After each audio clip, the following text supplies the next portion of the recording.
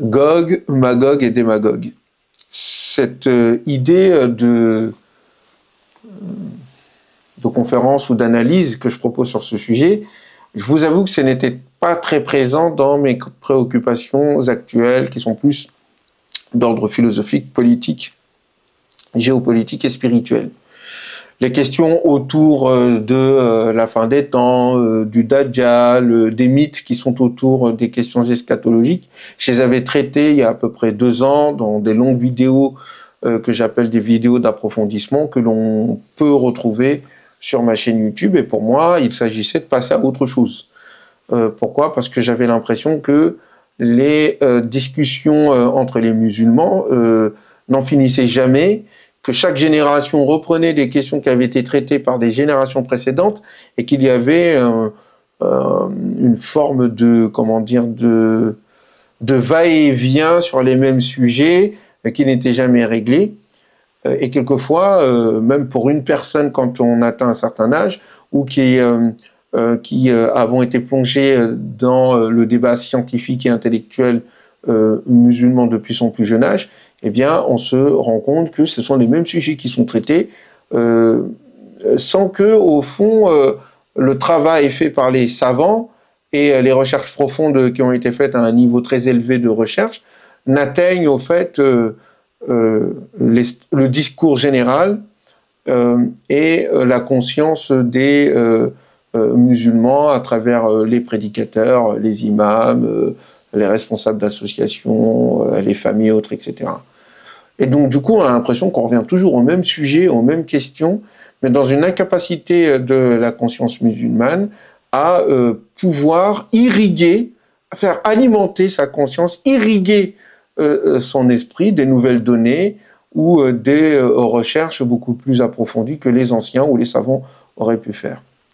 Donc, c'est la raison pour laquelle, à mes yeux, il ne servait plus à rien de revenir sur ces sujets. Je les avais traités. Celui qui a le temps d'aller regarder de plus près, il y va. Mais moi, il était hors de question que je passe mon temps à revenir sur ces sujets-là, sachant qu'il y a des sujets beaucoup plus importants qui concernent le véritable message de l'islam, les besoins de l'humanité dans les défis qui sont les nôtres aujourd'hui, et l'analyse de la crise sociale, politique, économique, écologique et humaine de façon générale que connaît aujourd'hui l'humanité. La nécessité pour un intellectuel, un philosophe et un amoureux du Coran d'être à la hauteur de ces défis, en raison de cette nécessité, de cette conscience-là, je pense qu'il nous faut à un moment donné aborder les sujets les plus sérieux et les plus importants.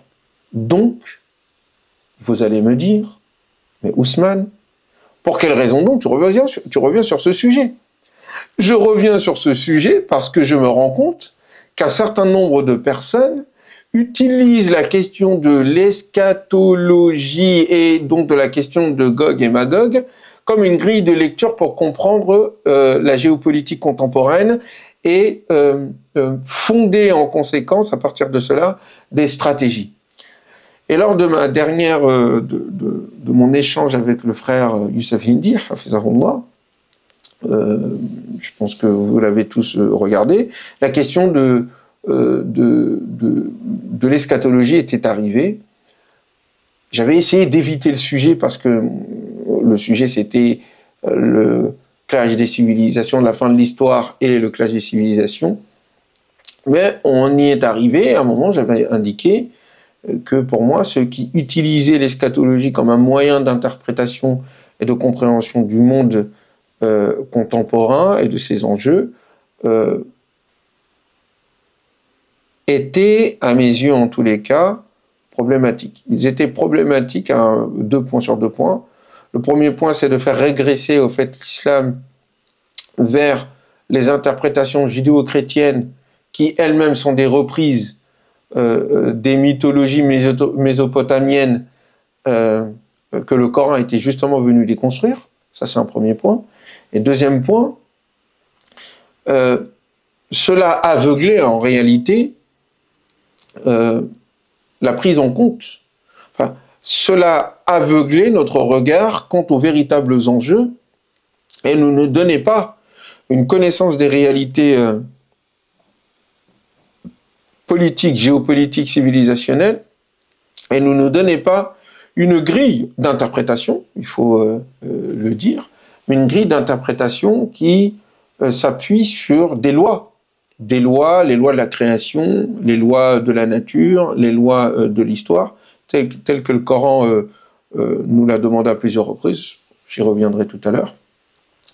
Et enfin, troisièmement, donc non seulement cela nous empêchait d'avoir, à mes yeux en tous les cas, une grille de compréhension et d'interprétation fiable, mais nous faisait rentrer dans un délire, en fait dans le délire de ceux qui agissent dans le monde à partir de cette grille d'interprétation qu'il y a une fin des temps, un Armageddon, un Messie, Jésus, ou un Messie, l'Antéchrist qui doit venir, et tous ces éléments de signes des fins des temps que l'on trouve dans l'Ancien Testament, dans le Nouveau Testament, et que l'on trouve dans les hadiths, mais qu'on ne trouve pas forcément dans le Coran. Et donc, je trouve qu'il est étrange, effectivement, d'emprunter des postulats, des principes, des mythes religieux issus de l'héritage judéo-chrétien pour en faire une grille d'analyse de la situation dans laquelle nous nous trouvons et adopter le regard qu'en réalité, celles et ceux qui ont une action de colonisation et de volonté de domination des nôtres, adopter leur vision pour comprendre notre situation et expliquer le monde comme le leur. Or, on ne peut pas dépasser une personne, on ne peut pas dépasser une civilisation, on ne peut pas dépasser un adversaire, on ne peut pas faire montre de dépassement qualitatif si on a le même regard sur le monde posé que ceux contre qui nous nous opposons ou ceux qui s'opposent à nous et qui veulent nous réduire en une situation de colonisation. Il n'y a pas de dépassement possible. Donc ce sont ces raisons pour lesquelles je me suis dit qu'il fallait quand même que je prenne à bras-le-corps ce sujet. Sachant qu'on a la victoire d'un monsieur Trump, sur lequel je ferai une vidéo d'analyse prochainement, victoire qui est utilisée par ceux qui soutiennent ce monsieur, que ce soit en France ou aux États-Unis ou ailleurs, comme étant, comment dire, l'événement ou la victoire de ceux qui défendent la tradition contre ceux qui défendent la modernité, dans une vision, on va dire,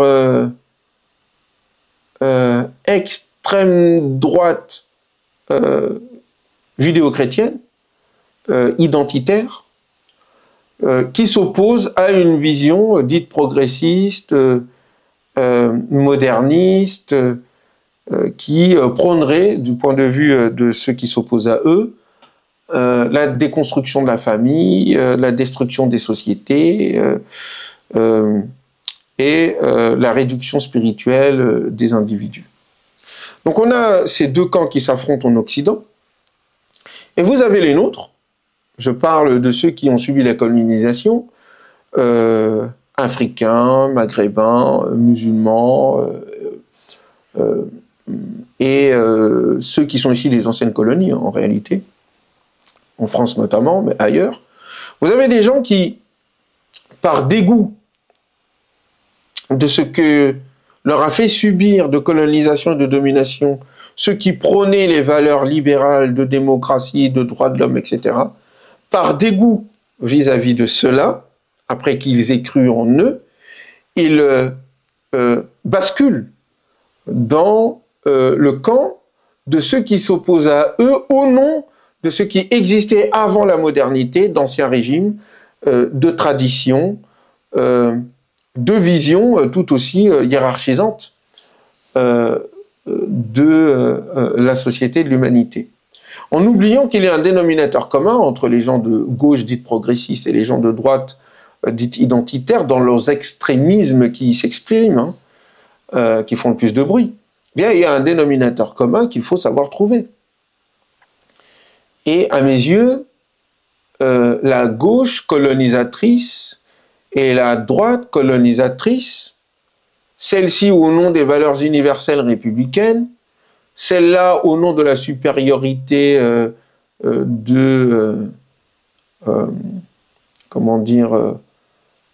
la supériorité de la religion chrétienne qui impose l'évangélisation du monde, ce sont deux prétextes différents, mais qui ont un même résultat. Et celui qui réagit face au progressisme et à son utilisation comme moyen de domination des autres, en allant se réfugier dans les jupons, dans le giron de leurs adversaires, mais qui prônent la même colonisation, mais pour d'autres principes et valeurs, pour moi, ils sont dans un égarement, dans une contradiction idéologique des plus énormes. Et un certain nombre de nos frères basculent là-dedans, proposent des grilles de lecture, s'abreuvent intellectuellement auprès d'un certain nombre d'idéologues, comme le philosophe Schmitt, ou d'autres que d'aucuns ont appelé aujourd'hui le maître du logos, et qui pose à mes yeux problème, dans le sens où il a fait basculer un certain nombre de personnes parmi nous dans les quartiers populaires, dans la communauté musulmane et autres, sous prétexte d'opposition au sionisme, a fait basculer en fait un certain nombre d'entre nous dans la culture réactionnaire, identitaire de droite. Premièrement, et deuxièmement, dans une forme d'omnibulation autour de la question sioniste qui fait en fait perdre de vue l'ensemble de la complexité de la réalité et qui fait incarner le problème, en fait, qui fait incarner le problème dans la couleur de peau, ou l'origine ou la religion particulière de celui qui exerce la domination, au lieu de voir la domination au-delà de la religion particulière ou de la couleur de peau particulière.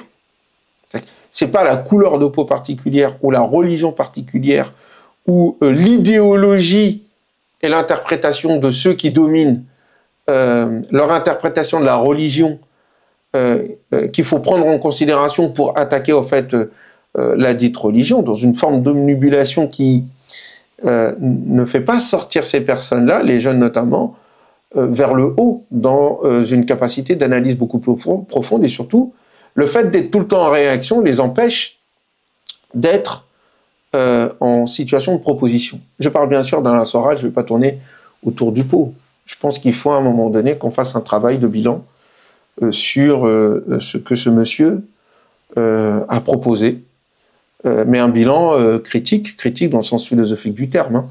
Ni allant dans le sens de ses détracteurs, ni allant dans le sens de ceux qui l'aiment ou qui l'adorent. Il faudrait quelque chose d'un peu plus posé, nuancé, qui permet de voir les effets positifs ou négatifs. À mes yeux, il y a un certain nombre de problèmes qui est présent parce que ça reste une vision identitaire qui s'appuie sur une capacité de déconstruction bonne d'ailleurs, sur le plan intellectuel, hérité de la sociologie et de l'idéologie marxiste, mais en même temps qui s'appuie plus ou moins, peut-être pas directement lui, mais ceux qui sont autour de lui, mais lui aussi, parce que j'ai vu un certain nombre de ses interventions ou analyses, qui s'appuie aussi sur une certaine vision identitaire catholique et qui, à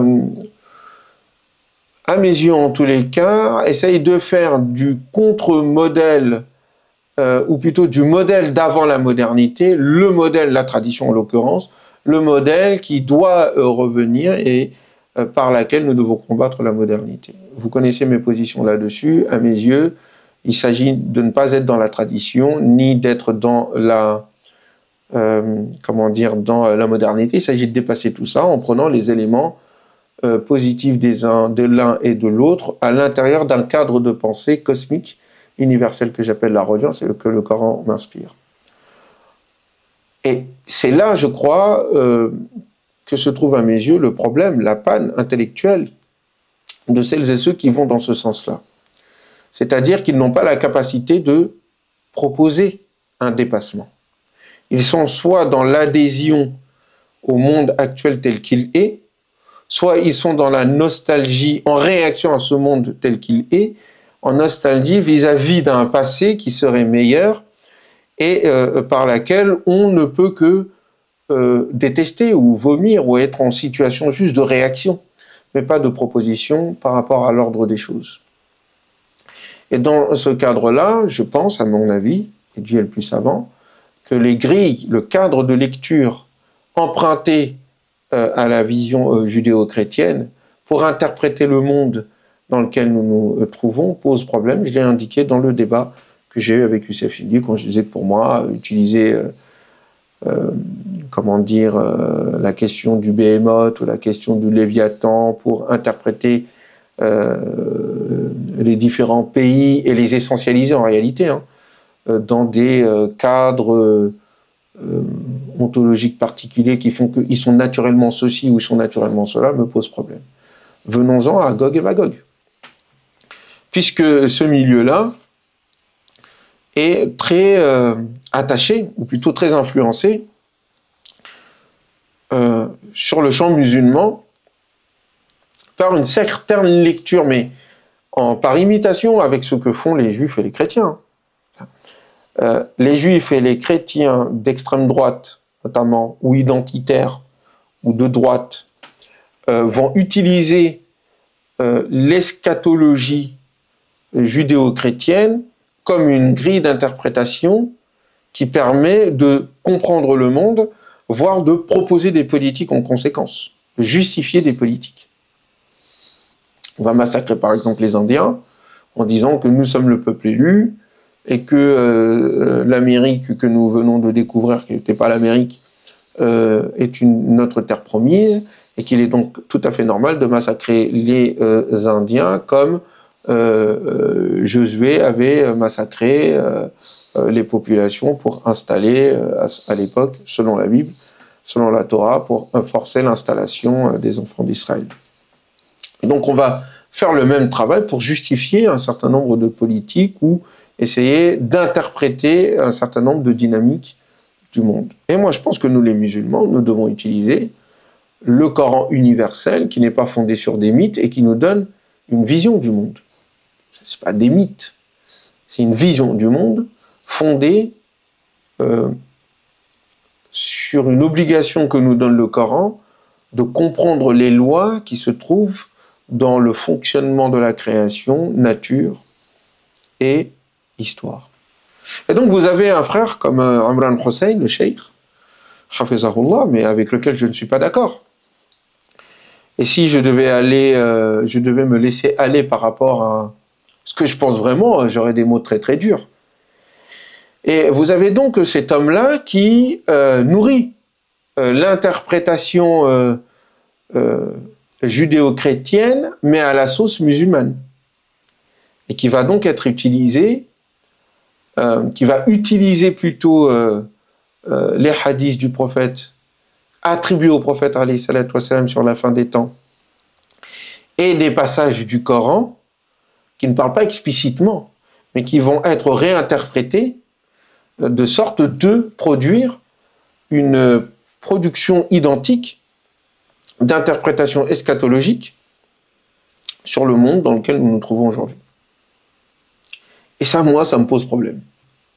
Ça me pose problème, par exemple, quand il nous dit, je l'écoutais récemment, comme quoi j'écoute même ceux avec lesquels je ne suis pas d'accord. J'écoute et j'apprends des choses. Mais il faut qu'on comprenne les grandes lignes méthodologiques. Il y a peut-être des détails sur les points, lui et moi, on serait peut-être d'accord, mais c'est pas ça le propos, en fait. Le propos, c'est la grande ligne, le cadre à partir duquel il analyse les choses. Quand il vous dit que, par exemple, Gog et Magog, et on va y venir, c'est le cœur, il dit que c'est le muhkam, c'est-à-dire les versets, les signes du Coran décisifs, qui nous permettent, en les connaissant, d'avoir accès à la connaissance des signes mutashabihat, symboliques, ou les gens traduiraient équivoques, qui concernent le Dajjal, et que quiconque ne connaîtrait pas cela n'a en réalité pas de science, en tout cas pas de science autour de l'eschatologie. Et donc il vous construit toute une pseudo-science, j'assume le mot, toute une pseudo-science, une pseudo-interprétation qui à mes yeux pose problème. C'est pas méthodologiquement fondé, et c'est plutôt le fruit d'interprétations plus fondées sur la passion. Prenons un exemple, pour pas que vous dites que je fais cela gratuitement. Par exemple, il dit que Zulqarnayn, on va y venir tout à l'heure, l'homme aux deux cornes, il dit qarn, c'est pas, il faut pas utiliser le mot qarn dans le sens de corne, c'est qarnayn dans le sens de génération, puisque le Coran parle de qurun dans plusieurs passages du Coran, où qurun veut dire les générations. Donc il dit qarnayn, c'est l'homme aux deux générations. Et après, il oublie complètement l'homme, il dit c'est des générations, et que le voyage, donc il y a à un moment donné des gens qui sont de l'Occident, puisque le premier voyage de Zulqarnayn va se faire vers l'Occident, l'Occident où se trouve le mal, le mauvais, le virus, et ensuite il glisse vers des hadiths du prophète sur l'Ulapé.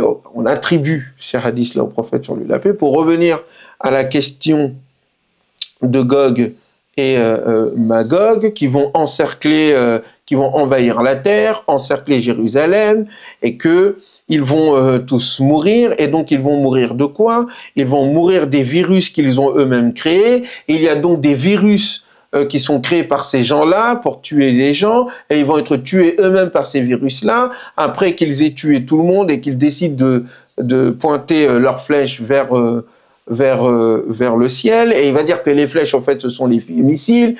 Et le hadith dit à un moment donné, il y a du sang qui va tomber du ciel, et il dit donc que c'est Dieu qui va faire tomber ce sang pour faire croire, bon, à je ne sais quoi. Puis ensuite, ils vont tous mourir, et Jésus va descendre. Et ensuite, il fait un lien entre les Gog et Magog, en disant qu'au fond, il y aura, comment dire, ceux qui vont détruire.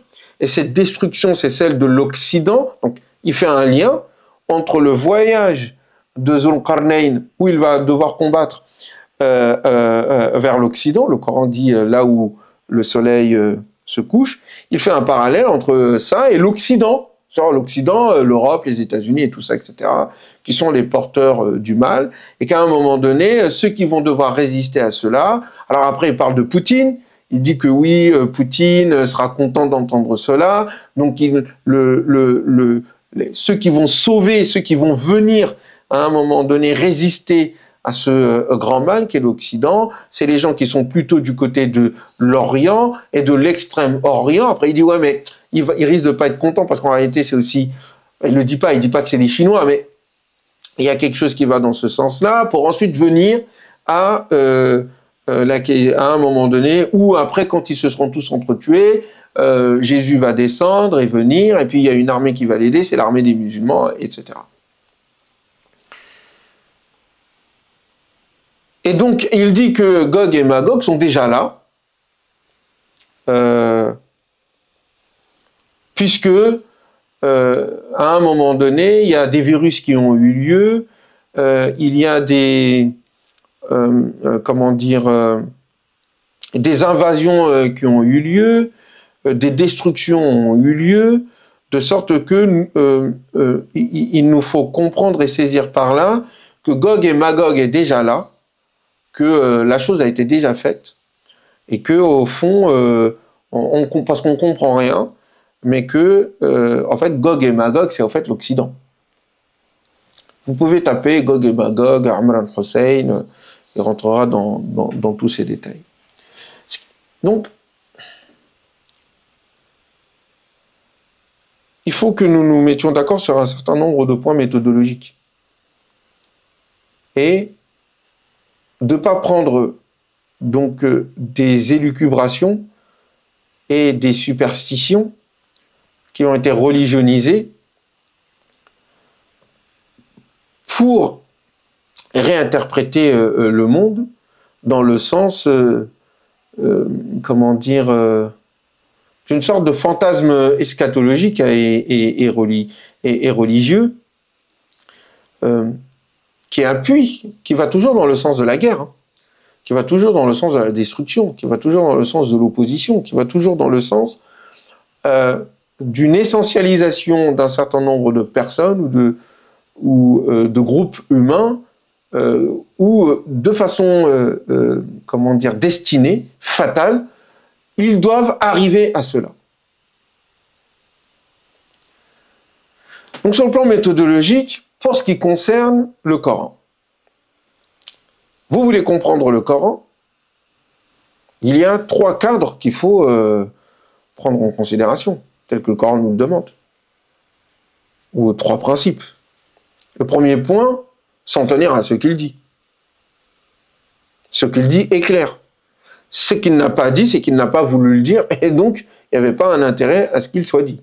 C'est un premier point. Et vous verrez que sur ça, les musulmans et d'autres, alors là, on ne se contente pas de ce qu'il dit en résumé pour méditer, on va chercher plein d'histoires à droite à gauche qui nous font perdre en fait le cœur, la moelle, l'essentiel du propos coranique. Ouais. On a l'impression que lorsque vous les entendez, que dans cette histoire, en fait, c'est Gog et Magog qui sont les acteurs principaux de l'histoire racontée à la Sourate Al-Kahf, et c'est pas Zulqarnayn. Voyez-vous? Et donc, il faut s'en tenir à ce que dit la lettre coranique dans son harmonie. Deuxièmement, pour comprendre la réalité qui se trouve derrière un propos coranique, il faut s'en tenir à ce à quoi il nous renvoie à chaque fois. C'est-à-dire les règles de fonctionnement de la nature, de la création, et les règles de fonctionnement, les sunan, de l'histoire et des sociétés humaines. Il ne faut pas aller au-delà. Aller au-delà de cela, c'est s'aventurer dans ce qui s'appelle le mystère, c'est s'aventurer dans le ghaib, et le ghaib, le Coran nous a demandé d'y croire, mais de ne pas chercher à interpréter. Voyez-vous? Il ne s'agit pas d'aller interpréter ce qui relève du mystère, ce qui relève de l'annonce de ce qui se passera à la fin des temps, où des informations nous sont données. Il faut d'abord s'assurer que ces informations sont authentiques, et ensuite, il s'agit de ne pas s'empresser de dire ce qu'est la réalité ultime de ces propos qui concernent un avenir lointain qui ne nous est pas donné de voir dans l'immédiat, et de ne pas s'y arrêter, d'y croire, mais de ne pas se précipiter dessus, de faire des supputations intellectuelles ou religieuses ou spirituelles, pour ensuite reprendre ces éléments-là comme étant des réalités vraies et ultimes et les appliquer dans le monde dans lequel nous nous trouvons. Et enfin, troisièmement, sur le plan méthodologique, je l'ai dit tout à l'heure, toute information qui concerne les éléments qui concernent le divin, qui concerne le mystère, qui concerne l'au-delà, tant que si ces éléments-là ou ces informations-là ne sont pas contenus dans le Coran ou ne sont pas contenus dans des informations unanimement reconnues, parce que unanimement transmis de la part du prophète, c'est nul et non avenu. Alors ici, je risque d'être en désaccord avec un certain nombre de personnes. Mais je pense que nos savants, notamment nos savants salafis, notamment les muhaddithoun, notamment ceux qui préfèrent suivre aveuglément n'importe quelle information du moment qu'on dit qu'il vient de quelqu'un d'ancien, qui préfèrent suivre cette information-là, quelle que soit sa qualité, au lieu de réfléchir, ils nous ont mis dans la catastrophe et dans le désordre intellectuel dans lequel nous nous trouvons aujourd'hui. Si les rationalistes ont commis un certain nombre de dégâts, ces rationalistes ont été vaincus. Aujourd'hui, les littéralistes, Et cette idée d'imposer tout un tas d'informations non vérifiées ou vérifiées beaucoup trop légèrement, de sorte qu'on les accepte dans le domaine de la croyance, cette attitude et cette erreur méthodologique est la responsable du désordre intellectuel dans lequel nous nous trouvons. Nos savants, avec tout le respect que j'ai pour eux, pour la plupart d'entre eux, les muhaddissoun, les gens du hadith, ceux qui sont de l'obédience sunnite, hanbalite, salafiste, n'ont pas été sérieux. Parce que normalement, dans la foi, dans le domaine de la foi et dans le domaine de la religion, on doit être plus rigoureux que dans un autre domaine pour accepter les informations. Or, les règles qu'ils ont eux-mêmes explicitées et qu'ils nous ont enseignées, ils ne les ont pas eux-mêmes appliquées de façon rigoureuse. À l'époque des compagnons, à l'époque du prophète sur lui la paix, à l'époque des compagnons, que Dieu soit satisfait d'eux, ils n'acceptaient pas un hadith venant d'un compagnon qu'ils connaissent. Hein. Ils voient le compagnon dit « j'ai entendu le prophète sur lui la paix » et lui disent « faut que tu ramènes un témoin, on ne prend pas.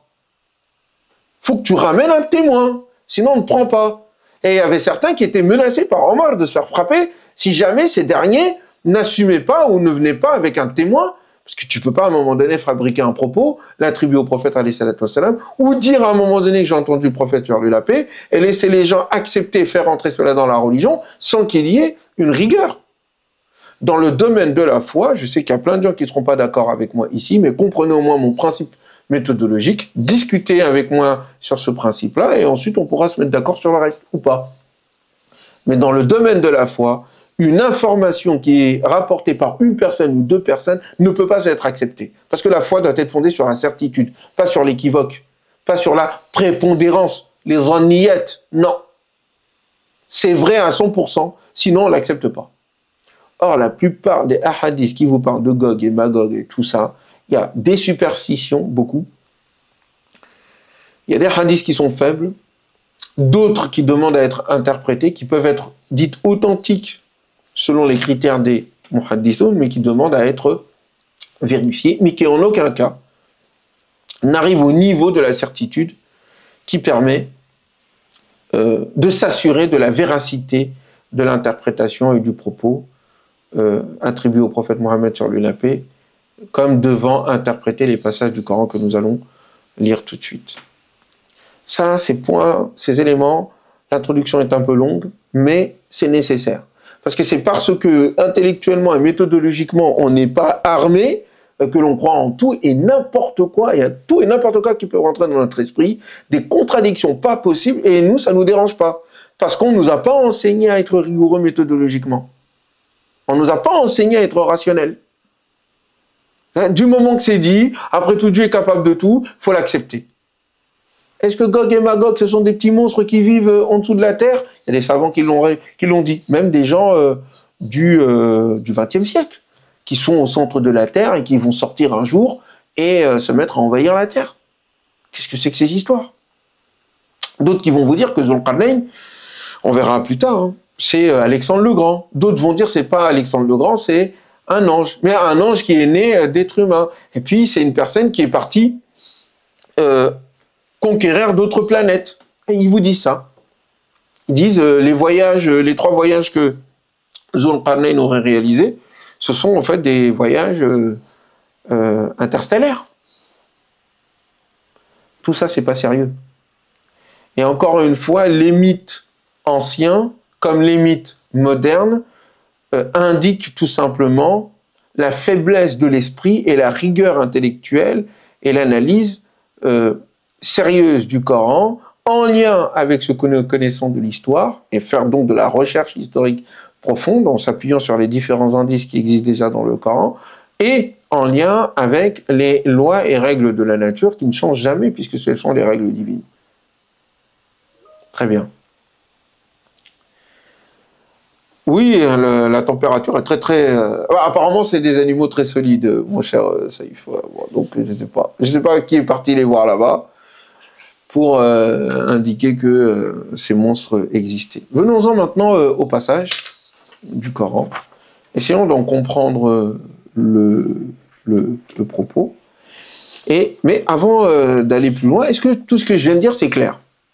On va échanger quand même un peu. Est-ce que c'est clair, Seyfidine?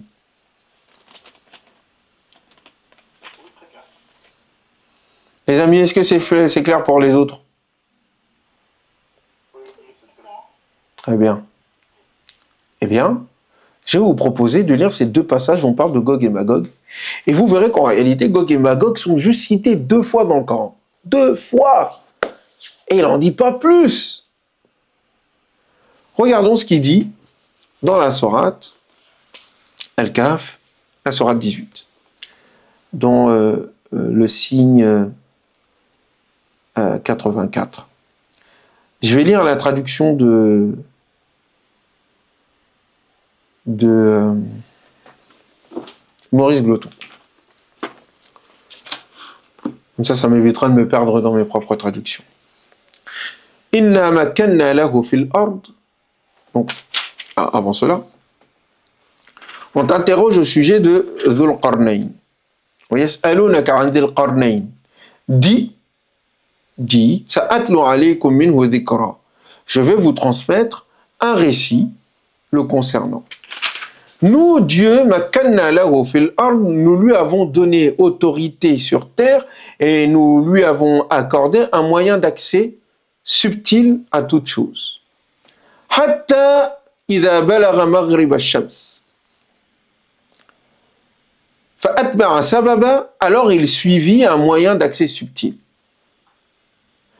Hatta, et ce jusqu'à ce qu'il atteigne l'endroit idha balagha maghrib ash-shams, l'endroit où le soleil disparaît, où le soleil se couche. Il trouva qu'il disparaissait à travers une eau bouillante, source boueuse, auprès de laquelle il rencontra des tenants, des individus. Qulna, nous dîmes, ya Dhul Qarnayn, ô Dhul Qarnayn, imma an tu'adhib, soit tu châties, wa imma an tattakhidha minhum husna, ou bien tu adoptes auprès d'eux une attitude excellente. Une attitude excellente à leur égard. Qala, il répondit, amma man zalam, quant à celui qui sera injuste, fasawfa nu'adhibuhu, nous allons donc le châtier, le punir et le sanctionner. Thumma yuraddu ila rabbihi, puis ensuite son retour se fera envers son Seigneur, fayu'adhibuhu 'adaban nukra, où Dieu lui infligera une correction des plus pénibles.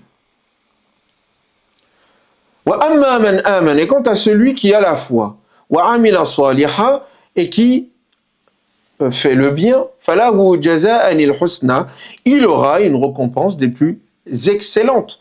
Wa sanaqulu lahu min amrina yusra, et nous lui exprimerons de notre ordre ce qui en est facile, ce qui en est excellent, ce qui en est bien, nous allons bien les traiter. Thumma atba'a sababa, puis à nouveau il suivit un moyen d'accès subtil, selon la traduction de Maurice Gloton. Hatta idha balagha matli'a ash-shamsi, jusqu'à atteindre l'endroit où le soleil se lève. Il trouva qu'il se levait sur des tenants, sur des gens auxquels nous n'avions jamais donné le moyen de s'en protéger. Lam naj'al lahum min duniha sitra. Kadhalik, ainsi en est-il.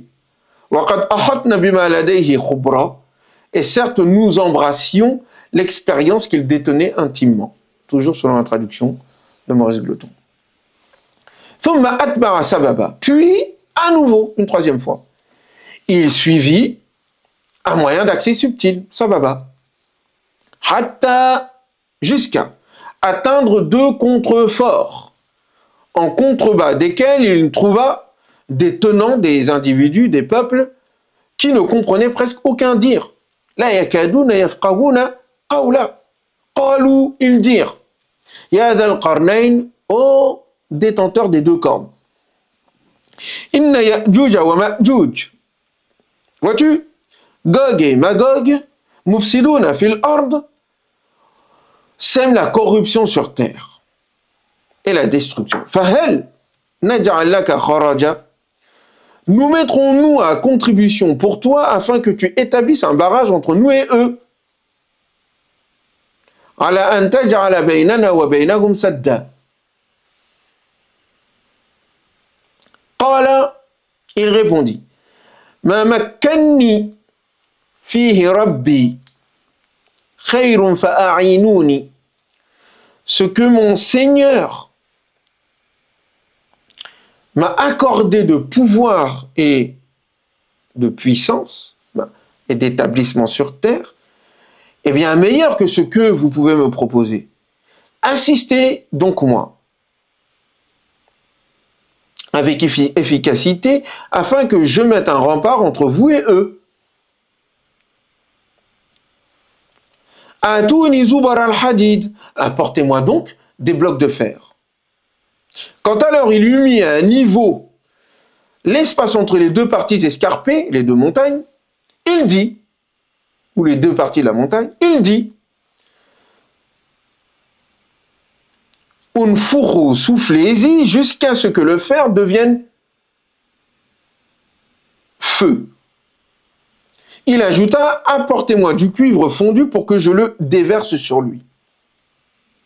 Et aussi, en conséquence, après cela, ils ne purent, c'est-à-dire Ya'juj et Ma'juj, ils ne purent ni passer ce rempart, ni le percer.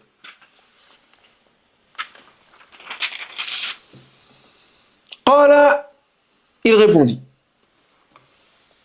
Donc, Zulqarnayn, l'homme aux deux cornes, fit cette déclaration, Hada rahmatun min Rabbi. Ceci est une miséricorde de la part de mon Seigneur. فَإِذَا جَاءَ وَعْدُ رَبِّي. Et lorsque la promesse de mon Seigneur arrivera, جَعَلَهُ دَكَّا. Il fera exploser la montagne, la nivellera. وَكَانَ وَعْدُ رَبِّي حَقًّا. Car en vérité, la promesse de mon Seigneur est vérité. وَتَرَكْنَا بَعْضَهُمْ يَوْمَئِذٍ يَمُوجُ فِي بَعْضٍ. Et en ce jour, nous laisserons les uns déferler sur les autres, et il sera soufflé dans la trompe, alors nous les rassemblerons tous. Voilà le passage dont il est question dans la sourate Al-Kahf. Et c'est à partir de cette histoire-là que on va se mettre à poser des questions sur qui est Zulqarnayn. On va voir qui c'est, Inch'Allah.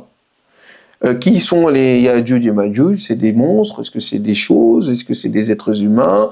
Quel est le lien avec le jour dernier? Un deuxième passage nous parle de Gog et Magog pour nous dire Wa haramun ala qaryatin. Il est exclu que les habitants d'une cité que nous avons détruite reviennent. Oui, ils reviennent. Avant que Gog et Magog soient libérés et qu'ils dévalent de toute hauteur. Or, la promesse véritable s'approche.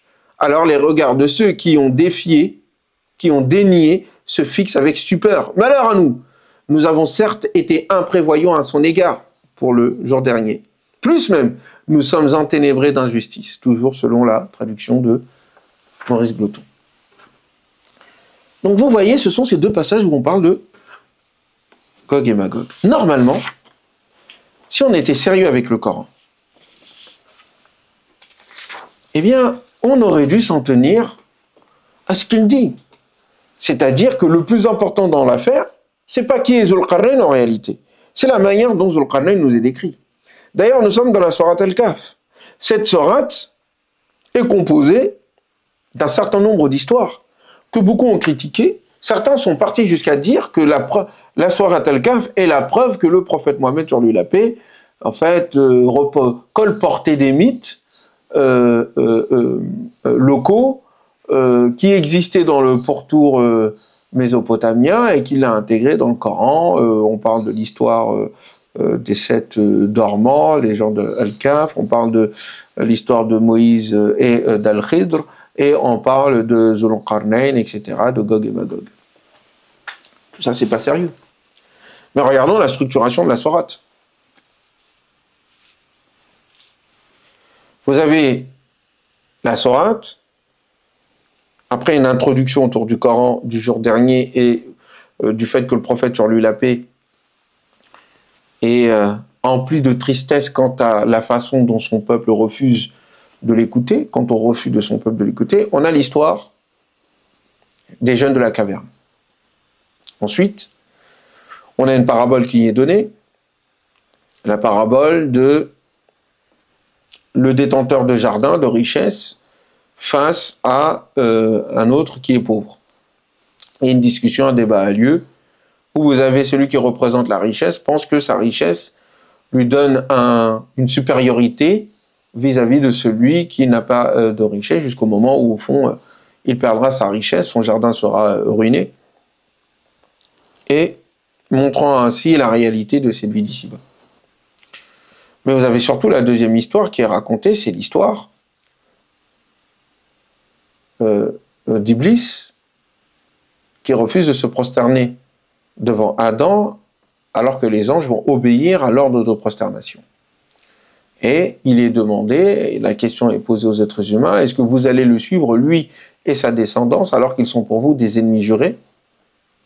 Ensuite, on vient à l'histoire, il y a tout un développement qui se fait, une autre histoire est racontée juste après, ce long développement, et c'est l'histoire de Moïse qui est à la recherche, qui se met à voyager et qui va se mettre à la recherche de la connaissance. Et va rencontrer celui qui va lui apprendre à voir les choses en profondeur. Et enfin, on termine avec Dhul Qarnayn, le roi puissant. Mais en fait, il faudrait s'intéresser à pourquoi est-ce que ces histoires se juxtaposent de la sorte. Le Coran ne raconte pas les histoires pour se faire plaisir, pour nous faire plaisir. Le Coran raconte ces histoires-là de manière à ce qu'on en tire des enseignements, des concepts et un mode de vie. Donc vous voyez donc la manière dont ces histoires sont juxtaposées indique une évolution. Vous avez tout d'abord ces jeunes qui croient, mais qui n'ont pas les moyens. Pour éviter la persécution, ils vont s'enfermer, ils vont aller dans une grotte. Ils veulent se protéger de la tyrannie de ceux qui ne croient pas en Dieu et qui veulent les persécuter. Donc vous avez des croyants qui, ici, n'ont pas les moyens, qui ne peuvent pas se défendre et qui ne peuvent rien contre la corruption, la tyrannie du monde dans lequel ils se trouvent. On passe la parabole qui met en jeu celui qui possède et celui qui ne possède pas, même si elle est importante à prendre en considération. C'est une autre forme d'opposition qui existait dans l'histoire des jeunes de la caverne, sauf que c'est de leur point de vue. Puis ensuite, vous avez la source de la tyrannie. La source de la tyrannie, la source de tous les problèmes, qui est l'idolâtrie, elle est inspirée par un être qui s'est juré de faire perdre l'humanité. C'est le diable. Très bien. Donc vous voyez qu'il y a un summum dans la question de la tyrannie et de l'animosité contre Dieu et contre les êtres humains qui est atteint avec la question du diable, en passant par ceux qui vont essayer de persécuter, empêcher les jeunes de la caverne dans leur impuissance de croire en Dieu, et celui qui est aussi dans une autre forme d'impuissance, et l'impuissance matérielle économique, qui se retrouve dénigré de la part de celui qui possède. Et là, ensuite, vous passez à une autre histoire. C'est l'histoire d'un homme, un prophète, qui va se mettre à acquérir l'une des conditions de la libération et de la capacité de résister. Résister à quoi? Face à l'ignorance, le savoir. Et il va se mettre à voyager pour acquérir ce savoir. Comme s'il fallait sortir de la caverne, se doter des moyens intellectuels, spirituels, qui permettent de s'assurer de sa liberté et s'assurer de sa capacité à connaître et à propager, à enseigner. pour arriver enfin à la puissance matérielle, mais qui découle de la puissance intellectuelle, qui découle de la connaissance des lois spirituelles, des lois naturelles, des lois légales, qui permettent à un moment donné, à partir de normes morales, d'établir une société, de diriger une société, d'orienter une société, d'être nourri d'une vision du monde et d'une spiritualité, de valeurs morales et surtout de connaissances qui nous permettent ensuite d'acquérir la puissance, le pouvoir et de bien utiliser cette puissance et ce pouvoir selon un projet qui est celui du divin. Et l'histoire de Zulqarnayn, c'est ça. C'est comme si l'histoire de Zulqarnayn était la finalité ou la conclusion de toute l'aventure des gens de la foi qui, au début, n'ont pas les moyens et sont persécutés, vont devoir résister et garder leur foi. Ensuite, la nécessité de prendre en considération la force, on va dire, économique. Parce que dans la pauvreté, quand bien même nous avons la foi avec nous, et bien sûr le plan terrestre, nous avons des individus qui pensent que leur supériorité matérielle fait valeur de principe moral, ce qu'il faut. Et donc il faut à un moment donné se donner les moyens du savoir et se donner les moyens de la puissance, une puissance qui nous sert justement à diriger la Terre selon une vision du monde qui soit positive. Et là, vous voyez ce que Zulqarnayn et son histoire dessinent comme règle, comme manière de diriger une société, comme manière de faire face à ses ennemis, comme manière de résister contre la tyrannie et contre la destruction de la terre, et comme manière de venir en aide aux êtres humains qui sont dans une situation de faiblesse. C'est tout cela que l'histoire de Zulqarnayn nous raconte. Et nous, on a complètement oublié tout ça. Complètement. Et là, on est parti chercher Zulqarnayn dans les étoiles, sous terre, en essayant de le faire passer pour Alexandre le Grand, pour Fulan, Ilan, etc. On est complètement parti de tout ça, on est rentré dans les Gog et Magog et comment on raconte les histoires qui font peur, etc. On a complètement perdu le fil, alors que le but du Coran, c'était pas du tout de nous faire rentrer dans ces histoires farfelues. Vous comprenez ? Très bien. De qui donc il parlait quand même ?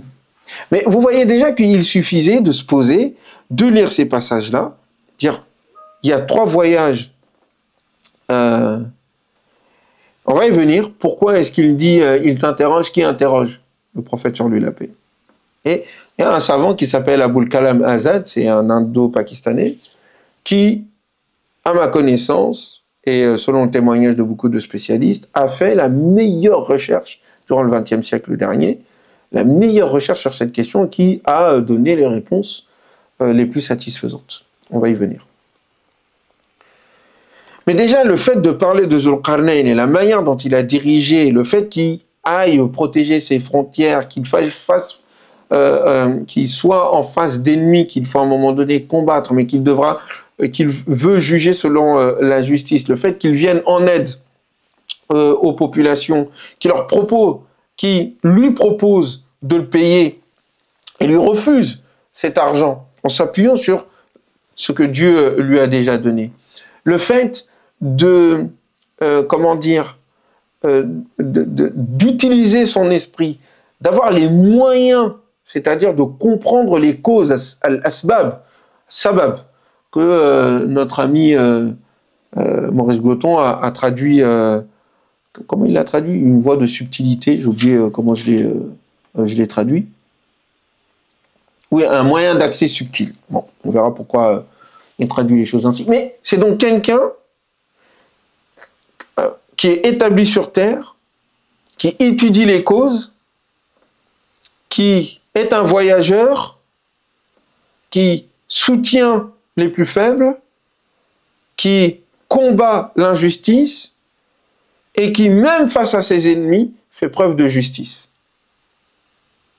si vous voyez bien ce que le prophète sur la paix finira par faire quand il ira à Médine, et la politique qui sera donnée au calife bien guidé, et qui sera plus ou moins suivie par ceux qui les suivront comme calife et comme dynastie omeyyade ou abbasside, ça dépend des périodes et ça dépend du calife, mais de façon générale, c'est cela qui a été suivi comme politique. Mais venons-en maintenant à qui est Zulqarnayn. Et donc, qui sont donc les Gog et Magog. Parce que les deux sont liés. Et vous inquiétez pas, on ne parlera pas de petits gars avec des grosses griffes qui se mettent à essayer de déconstruire le mur, et à chaque fois qu'ils partent, le mur redevient le soir, le mur reprend la forme qui était la sienne la veille, jusqu'à ce qu'à un moment donné, ils aient un enfant qu'ils vont appeler Inch'Allah, selon certaines histoires, et d'autres histoires qu'ils soient inspirés pour dire Inch'Allah, demain on recommencera. Et donc c'est ce Inch'Allah qui fait que chaque brèche qu'ils font dans le mur reste tel qu'il est, et puis au fur et à mesure, jusqu'à ce qu'ils détruisent le mur et qu'ils puissent déferler sur le monde. On ne vous racontera pas cette histoire. Je reviendrai dessus, mais ce n'est pas de ça dont il s'agit en réalité. Aboul Kalam Azad et d'autres d'ailleurs sont partis de l'idée de savoir déjà qui pose la question au prophète Mohammed sur lui la paix, quand il dit وَيَسْأَلُونَكَ عَنْ ذِي الْقَرْنَيْنِ, et on t'interroge au sujet de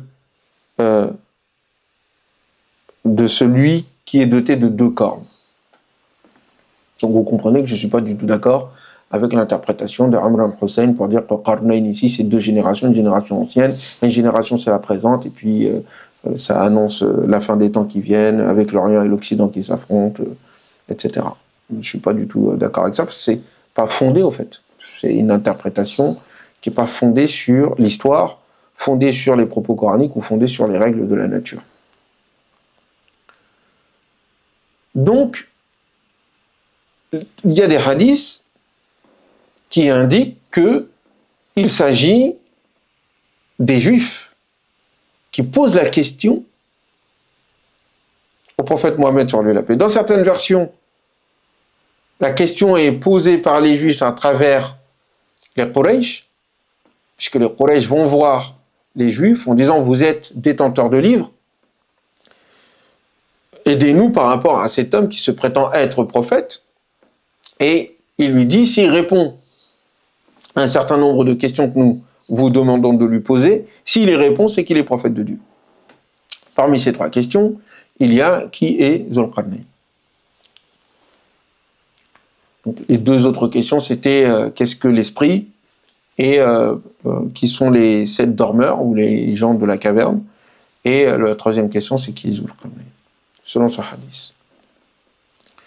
Un autre hadith dit que non, c'est les Juifs eux-mêmes qui ont posé directement la question au prophète Mohammed sur lui la paix en lui disant « Parle-nous de celui en tant que roi qui a été cité qu'une seule fois avec son surnom dans les Écritures saintes. » Et la réponse est « Il t'interroge au sujet de Zulqarnayn. » Sachant que dans les livres de Daniel, les livres d'Esdra, les livres et les prophéties de Ézéchiel, si mes souvenirs sont bons, ou Jérémie ou Ézéchiel, mais c'est surtout Daniel que j'avais lu et que je vous lirai sans doute à un moment, eh bien on parle d'un homme qui s'appelle en hébreu Zulqarnayn. C'est le nom qui lui est donné, qui veut dire celui qui a 2 cornes. Vous voyez le lien. Zulqarnayn ici, Zulqarnayn là-bas. Et donc c'est le surnom qui lui est donné, et qui est une seule fois utilisé pour le nommer dans les textes sacrés, selon ce hadith.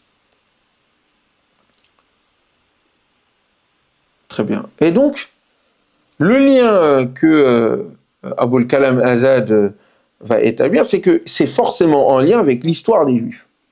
C'est en lien avec l'histoire des enfants d'Israël. Et effectivement, quand vous prenez le temps de lire tous les livres des enfants d'Israël, dans l'Ancien Testament, je m'étais amusé à le faire, enfin pas entièrement, mais j'en avais lu beaucoup. Vous avez effectivement un certain nombre de prophéties qui sont énoncées, qui annoncent par exemple la venue de l'Empire perse, qui sera ensuite battu par l'Empire d'Alexandre le Grand, les Grèces, qui ensuite lui-même donnera naissance ou sera évincé par l'Empire romain, et ensuite on nous parle de un royaume de Dieu qui viendra détruire soit l'Empire romain, soit l'Empire perse. Bref, certains vont jusqu'à dire, avec certains indices qui peuvent leur donner raison, qu'il s'agit de ceux qui détruiront à la fois l'Empire perse, en l'occurrence les musulmans, et l'Empire romain, et c'est en l'occurrence aussi les musulmans en 1453. Mais je ne veux pas rentrer là-dedans. Ce qui m'intéresse dans cette affaire, c'est qu'effectivement, dans ces ouvrages-là, dans ces livres de l'Ancien Testament, on vous parle d'un roi qui libérera et qui a libéré les enfants d'Israël de la domination babylonienne, après que le roi de Babylone, Nabuchodonosor, ait mis à sac Jérusalem, détruit le royaume d'Israël ou le royaume de Juda, parce qu'il y en avait un qui avait déjà été détruit, et qui les déportera vers Babylone, où ils resteront pendant 70 ans. Et donc ce roi, c'est le roi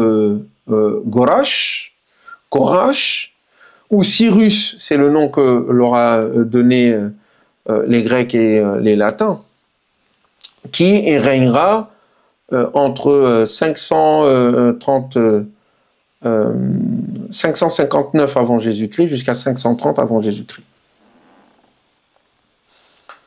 Et donc il fait partie de la maison des Achéménides.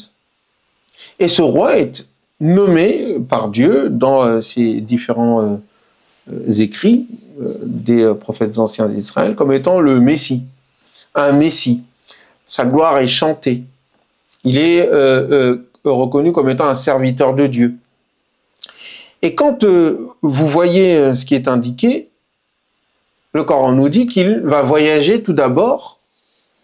Il y a 3 voyages que cet homme va faire. Un premier voyage, ce sera au niveau de l'Occident, là où le soleil se couche.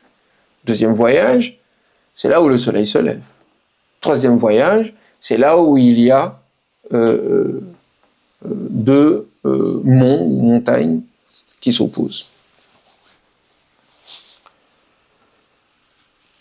Si vous allez, je vous propose d'aller lire, pour aller très rapidement, hein, si vous allez dans le livre de Daniel, chapitre 8, du verset 1 au verset 4, ensuite quand vous allez au verset 20, vous avez Daniel qui dit que il était en rêve et qu'il voit venir à lui un bouc, un gigantesque bouc avec 2 cornes dont l'une est plus haute que l'autre, et qui va du côté de l'est, du côté du sud et du côté du nord, et qui se met à vaincre tout ce qui est autour de lui.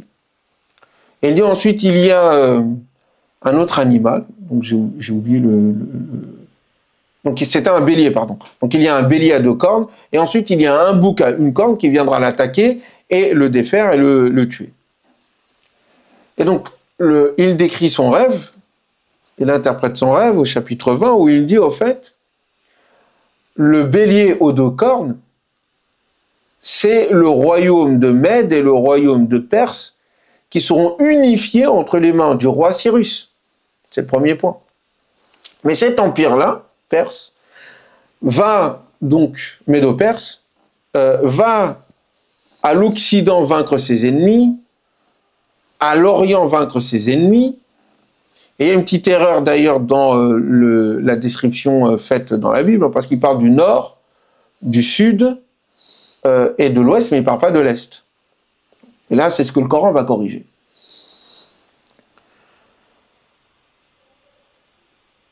Et donc, il s'agit de l'empire médo-perse, qui est annoncé comme étant l'empire qui va vaincre l'empire de Babylone. C'est ce que ensuite le le prophète Daniel va indiquer un peu plus loin. Et selon les historiens comme Hérodote et d'autres, Cyrus va mettre en place un des plus grands empires connus à l'époque. Et après avoir assis son pouvoir en Perse et en Mède, qui vont former un seul et même royaume, c'était deux royaumes distincts, mais qui formeront un seul et même royaume grâce à lui, eh bien, seront attaqués par le royaume de Lydie. Le royaume de Lydie, c'est un royaume qui se trouve au niveau de l'Anatolie, de l'actuelle Turquie.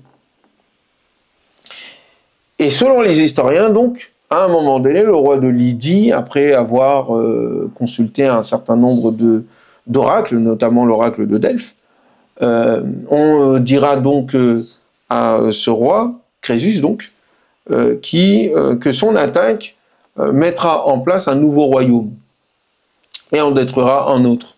Et l'on conclut que c'est son royaume qui gagnera et qui détruira le royaume de Cyrus. Donc il s'attaque à lui et en réponse, vous avez Cyrus donc qui vaincra au bout de quelques jours Crésus et donc qui continuera de combattre et de conquérir l'ensemble de ses territoires vers donc l'Occident, vers l'Ouest, et qui arrivera jusqu'au bout de la mer, jusqu'au bout du territoire, en face de la mer Égée. C'est un premier point.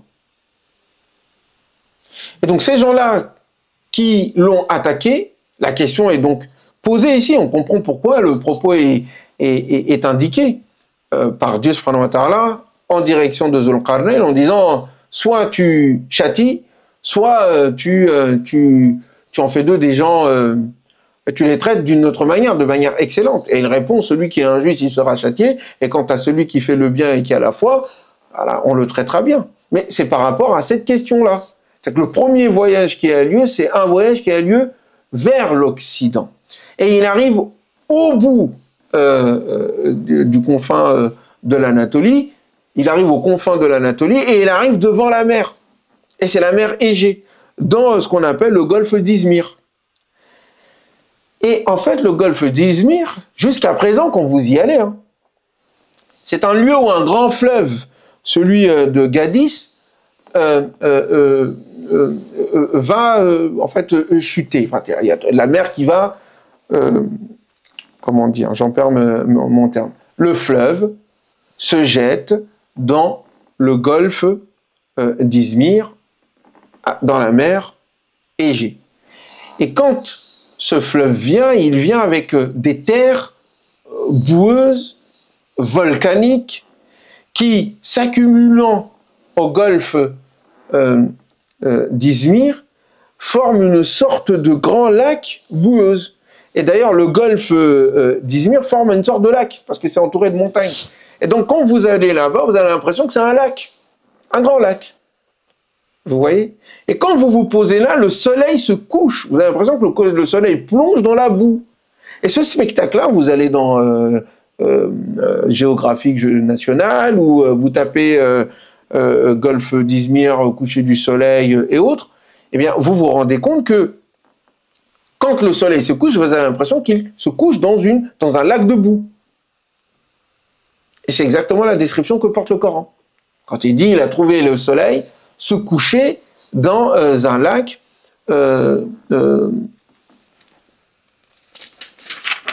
comment ils le traduisent ici? Jusqu'à atteindre l'endroit où le soleil disparaît. Il trouva qu'il disparaissait à travers une bouillante source boueuse, auprès de laquelle il rencontra des tenants, des gens. Ça, c'est le premier point. Deuxième voyage va se faire du côté de l'Est, où il s'agira pour lui d'aller du côté des steppes de l'Asie mineure. Oui, on dit le deuxième passage, il a trouvé un endroit où ces gens-là n'avaient aucun moyen de se protéger du soleil. Il n'y avait pas de montagne, ni de forêt, ni de quoi en fait se protéger.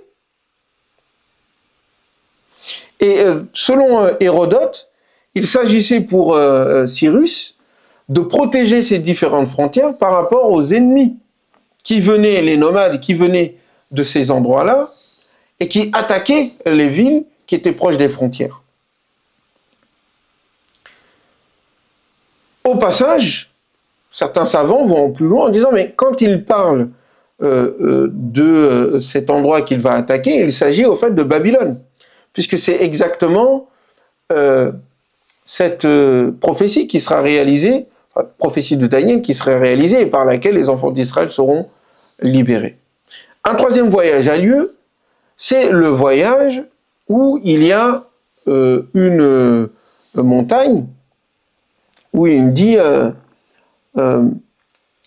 jusqu'à atteindre 2 contreforts, en contrebas desquels il trouva de tenants qui ne comprenaient presque aucun dire. Et donc ça, c'est le troisième voyage.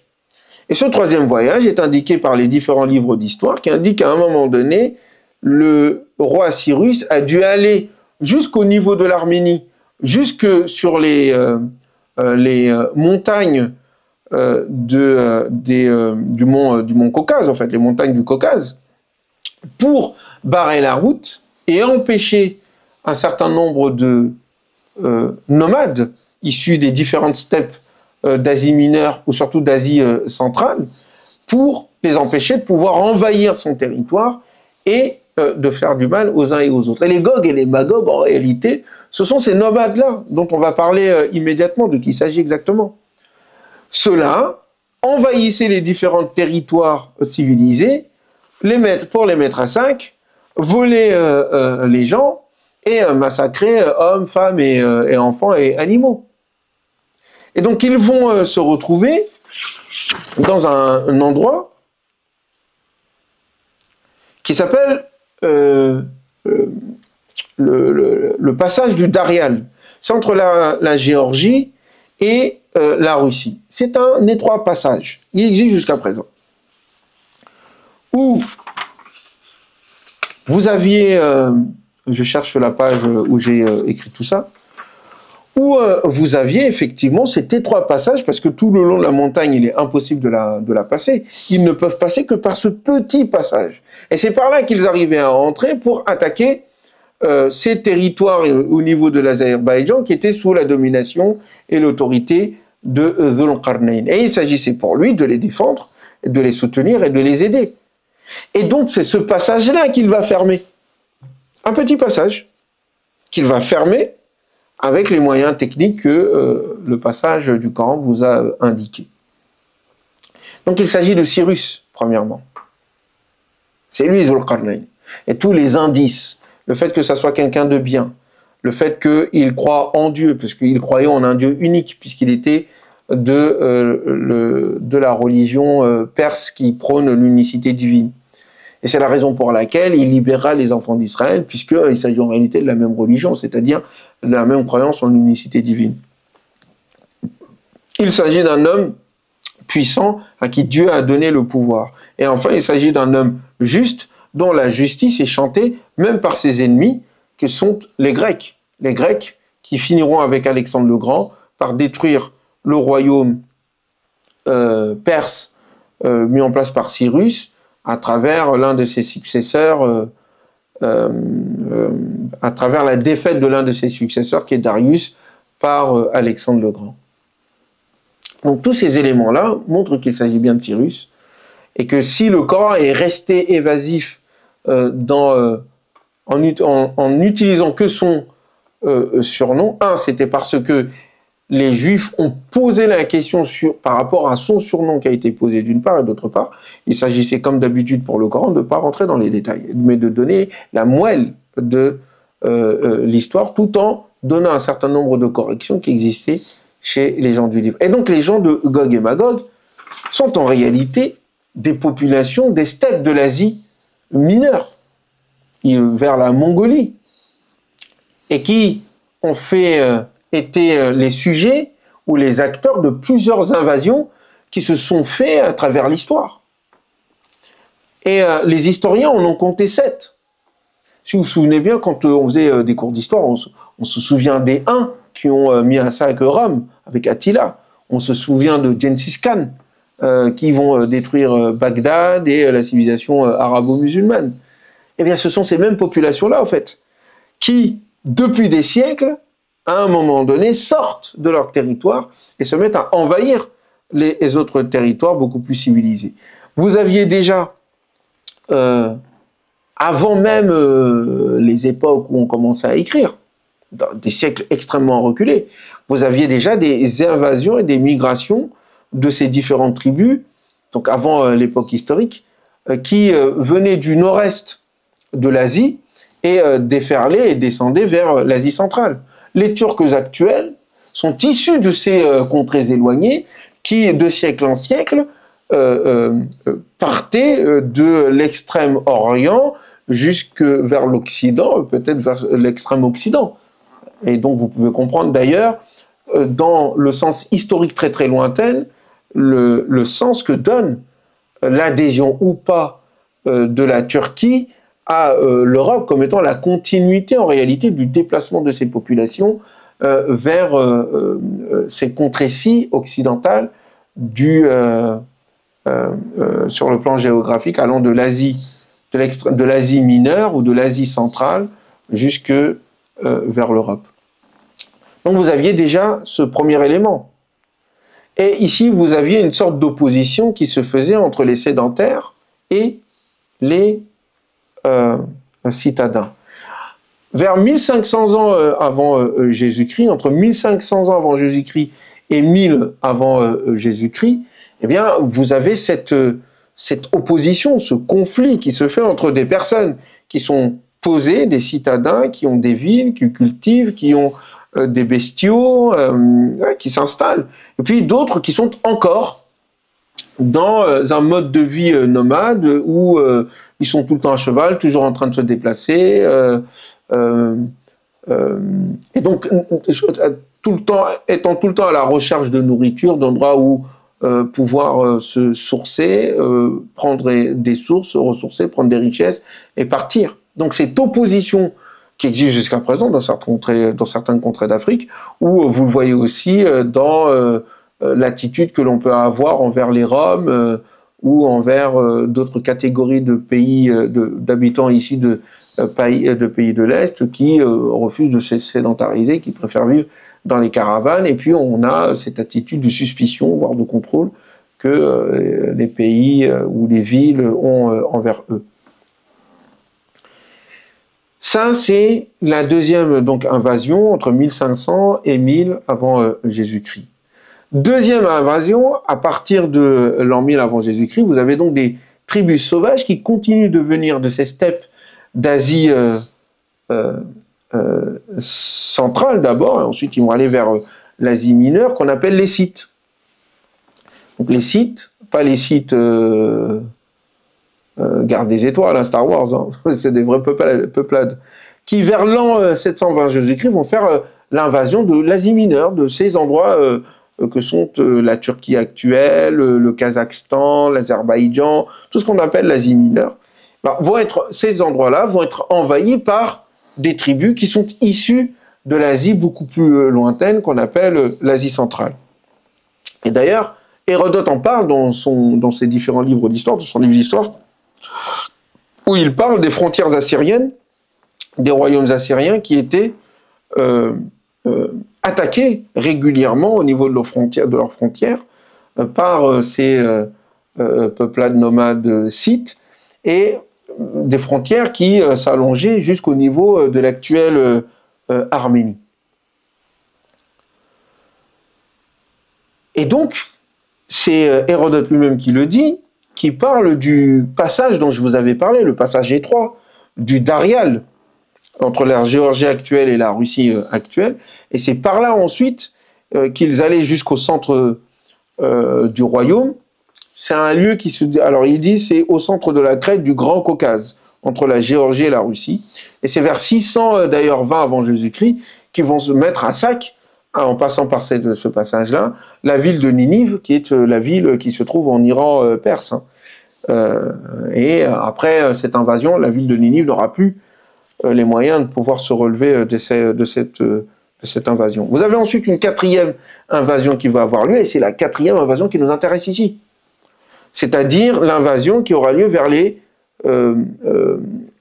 vers 500 avant Jésus-Christ, qui est l'époque de Cyrus le Grand, et qui se fera au moment de l'unification des deux royaumes que sont Mède et Perse. Zulqarnayn, j'ai oublié de le dire tout à l'heure, l'homme aux deux cornes, les deux cornes représentent en réalité le royaume de Mède et le royaume de Perse, qui seront ensemble unis. C'est pour ça qu'il est celui qui porte les deux cornes, représentant les deux royaumes. Et c'est ainsi qu'il sera représenté dans plusieurs statues, ou dans plusieurs monuments plutôt. Nous pouvons les retrouver, si vous tapez statue Cyrus et autres, il y a toujours quelqu'un qui est coiffé de cornes. Et donc ils passeront par ce passage ce passe très très étroit de Darial pour envahir les différentes cités connues. Et c'est ce conflit qui est cité ici par le Coran. Ensuite, vous avez une cinquième invasion qui continuera en fait. Donc, une cinquième invasion qui se fera au IIIe siècle après Jésus-Christ cette fois-ci, mais au niveau de la Chine. C'est la raison pour laquelle d'ailleurs il y aura la construction de la Grande Muraille de Chine. C'est pour justement se protéger contre l'invasion de ces populations. C'est toujours les mêmes qui, de siècle en siècle, démographiquement, quand démographiquement ils sont de plus en plus nombreux, se mettent à déborder sur le reste des populations alentours, notamment sur les royaumes déjà construits sur des civilisations et ayant adopté un mode de vie citadin. Vous avez ensuite une 16e invasion qui aura lieu au IVe siècle. Ça vous fait pas rappeler quelque chose? En 476, c'est la chute de l'Empire romain et la chute, la destruction de sa capitale, Rome, c'est-à-dire l'Empire romain d'Occident. Et donc, ce sont les Huns, à la tête desquels se trouve Attila, qui vont se mettre à envahir toute l'Europe et vont donc détruire l'Empire romain. Et ce sont des gens qui viennent de ces mêmes contrées d'Asie centrale, qui vont remonter toutes ces terres pour pouvoir, à la recherche de gloire, à la recherche de richesse, à la recherche de domination. Le même phénomène va avoir lieu, vous qui connaissez sans doute l'histoire, vous le devinez déjà, eh bien, au XIIe siècle, c'est le dernier, où le XIIe siècle,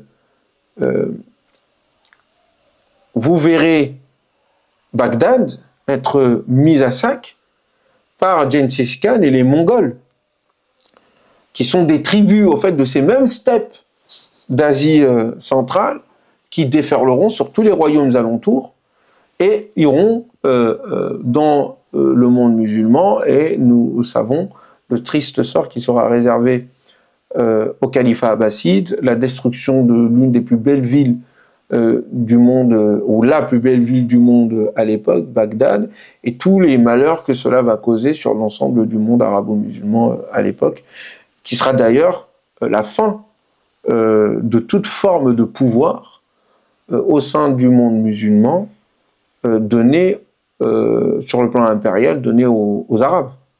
Après la chute de l'Empire abbasside, les Arabes n'auront plus de pouvoir impérial à exercer, puisqu'ils seront remplacés par les Mamelouks, par les Ottomans, qui deviendront les califes après. Donc ça, déjà, pourquoi est-ce que je fais un long moment pour expliquer ça? C'est que il y a de la part de ces contrées-là une situation qui vient de assez souvent dans l'histoire de démographie abondante, de famine en raison de le manque de nourriture et de ressources, et qui va provoquer des migrations, des émigrations vers des contrées beaucoup plus riches, et va provoquer des combats, des conflits, de la domination en raison de leur force démographique, du caractère intrépide qu'ils possèdent en raison de leur vie quotidienne assez rude et assez dure. Et ce sont ces éléments-là qui font que, de siècle en siècle, selon des conditions, encore une fois, socio-économiques ou voire même écologiques. Il peut y avoir aussi des catastrophes naturelles qui ont lieu, qui font qu'il y a des migrations et donc des guerres et des combats qui vont se faire à partir du surplus démographique qui a lieu dans ces contrées. Est-ce que c'est clair?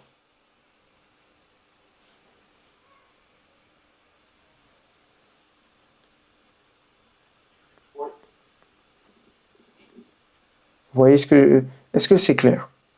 Et donc, j'essaie d'aller rapidement dans la conclusion parce qu'il ne s'agit pas d'être trop long et je crois que j'étais un peu long.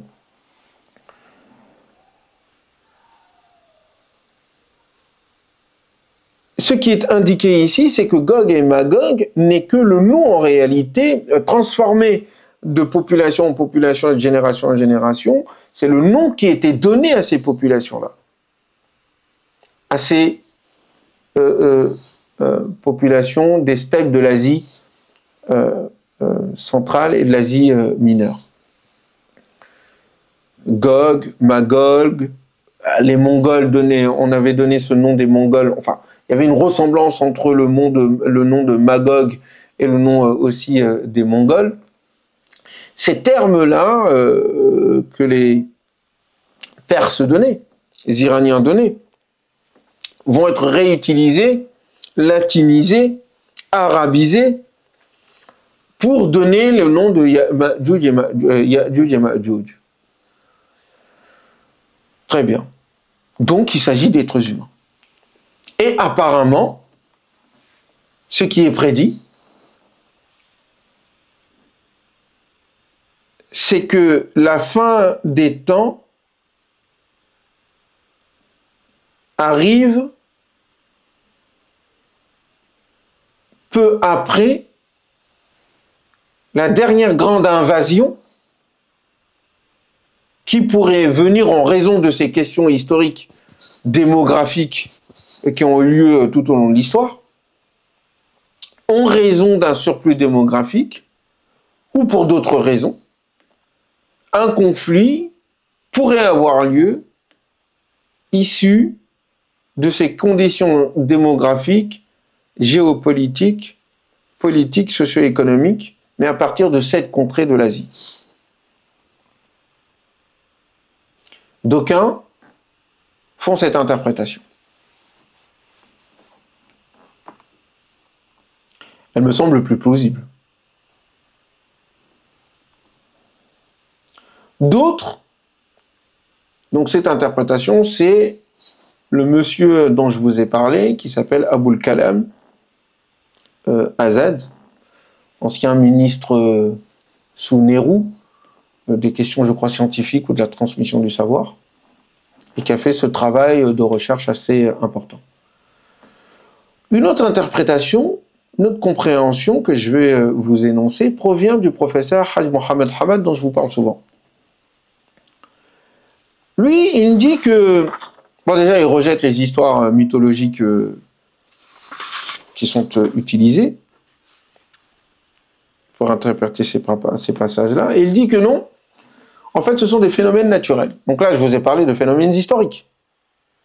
Lui, il dit non, ce sont des phénomènes naturels. Il dit que ce sont des phénomènes naturels parce qu'il dit que Ya'juj et Ma'juj, en arabe, il y a un sens. Quel est ce sens? Il dit Ya'juj vient du mot adjaja, la racine adjaja, qui signifie le fait d'allumer un feu ardent, le fait de brûler. Et quand on brûle quelque chose, bien sûr, il y a des cendres. Et quand vous goûtez les cendres, c'est amer. C'est d'où ce nom donné à la mer. La mer Oujadj.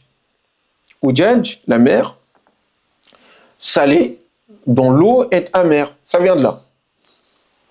Mais la racine de Adjaja veut dire tout ce qui est de l'ordre du feu, de ce qui brûle, de ce qui est ardent, et qui symbolise la guerre.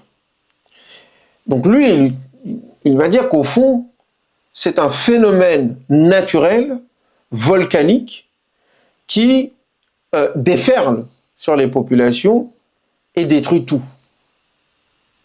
Ce sont les volcans. Et il dit que Ma'juj vient du mot ma, le mim, le waw et le jim, qui signifie la vague, qui signifie rouler comme une vague, qui signifie aussi ce qui est agité. Ma'uj.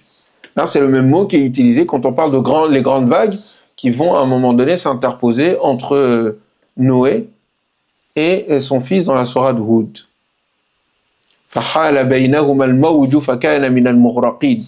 Et une grande vague s'interposa entre lui et son fils, le faisant devenir ainsi, le faisant ainsi noyer. Donc il dit que Ma'uj ici, Ma'juj, c'est le phénomène de la mer qui envahit toute chose et qui se met à tout dévaster. Donc il y a le phénomène, ils étaient pris au piège entre le phénomène naturel qui est le volcan et le phénomène naturel qui est l'inondation, et qui faisait qu'il ne tenait plus. Et qu'il s'agissait pour Zulqarnayn de mettre en place un barrage pour empêcher l'écoulement de ces phénomènes naturels et la destruction des pays alentours et de ces populations. Le phénomène de submersion. Merci beaucoup, cher Saïf. Et donc lui, intéressant, hein, parce que moi c'était la première fois que j'ai lu ça, j'ai lu ça il y a très longtemps. Tous ces éléments que je viens de vous lire, ce sont des ouvrages que j'ai lus depuis que j'étais tout jeune. Et c'est pour ça, tout à l'heure, dans mon introduction, je disais que nos savants, nos imams font comme si, en fait, ils lisent pas, ils sont pas au courant de ce qui se fait. Et ce que je suis en train de dire, c'est des choses qu'ils disent depuis plusieurs années. Aboul Kalam Azad, c'est à l'époque de Nehru. Je sais pas si vous vous en rendez compte. À l'époque de Nehru. Dans les années 40. Et on fait comme si ce monsieur n'a pas existé, parce qu'on ne lit pas. Ce que je viens de dire concernant Hajj Mohamed Hamad, ça fait plus de 30 ans qu'il en parle. Enfin, il est mort maintenant. Donc, lui, ça fait longtemps qu'il en parle. Moi, quand je le lis, c'est des années plus tard. Et pourtant, vous avez encore des imams, des eschatologues, qui s'amusent à faire des interprétations farfelues à partir de mythes judéo-chrétiens qu'on a récupérés, qu'on a mis dans nos livres. C'est pas sérieux. C'est pas sérieux. Et donc, vous avez ce philosophe, Hajj Hamad, qui dit non, Ya'juj et Ma'juj dont on est en train de parler, c'est ni des monstres, ni rien du tout. Ce sont des phénomènes naturels. Alors, on va dire, mais quand les gens que rencontre Zulqarnayn, Cyrus, disent Ya'juj et Ma'juj sont en train de semer la corruption sur Terre, est-ce que tu peux nous aider à mettre une barrière? Lui, il répond. Je ne dis pas qu'il a raison à 100%. Je dis que les deux interprétations proposées sont beaucoup plus posées, beaucoup plus scientifiques, beaucoup plus fidèles à la lettre coranique et beaucoup plus fidèles à ce qu'il nous demande de faire, c'est-à-dire aller voir dans l'histoire les règles de fonctionnement des sociétés et des êtres humains et de l'histoire et les règles de fonctionnement de la nature et des lois de la nature.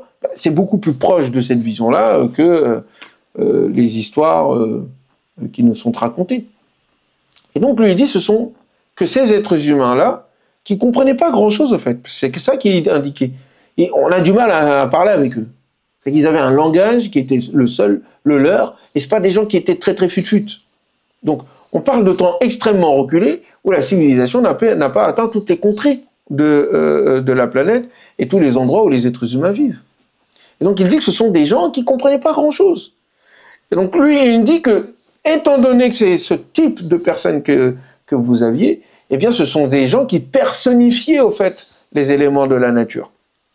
Pour eux, le soleil est une personne, le volcan, c'est quelqu'un qui nous veut du mal, la mer, c'est une créature consciente qui nous veut du mal, et donc, ils personnifiaient les éléments de la nature, et c'est dans ce cadre-là, cela se voit dans leur langage, auquel on ne comprenait rien. Très bien.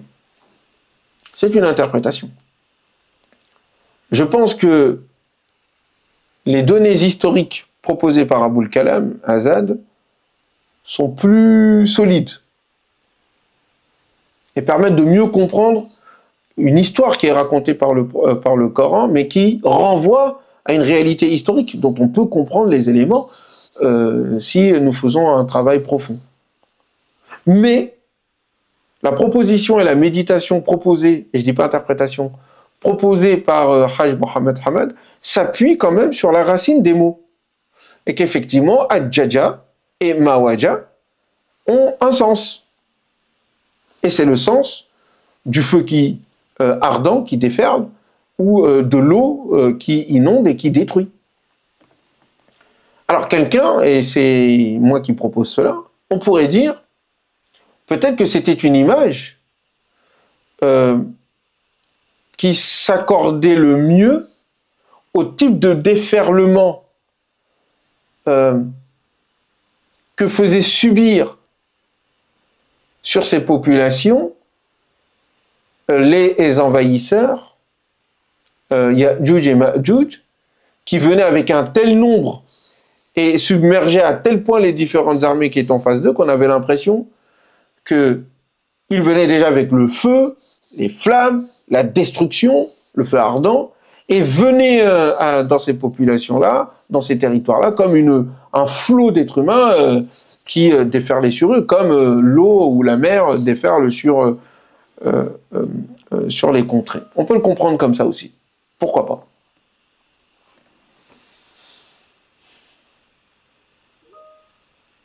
On peut le comprendre aussi comme ça. En tous les cas, c'est quelque chose qui concerne un passé très lointain, premièrement. Et moi, je pense que ça concerne Cyrus, et donc les données historiques sont beaucoup plus fiables ici. Et on parle de quelque chose qui viendra un peu plus tard. Et quand il dit, nous les avons laissés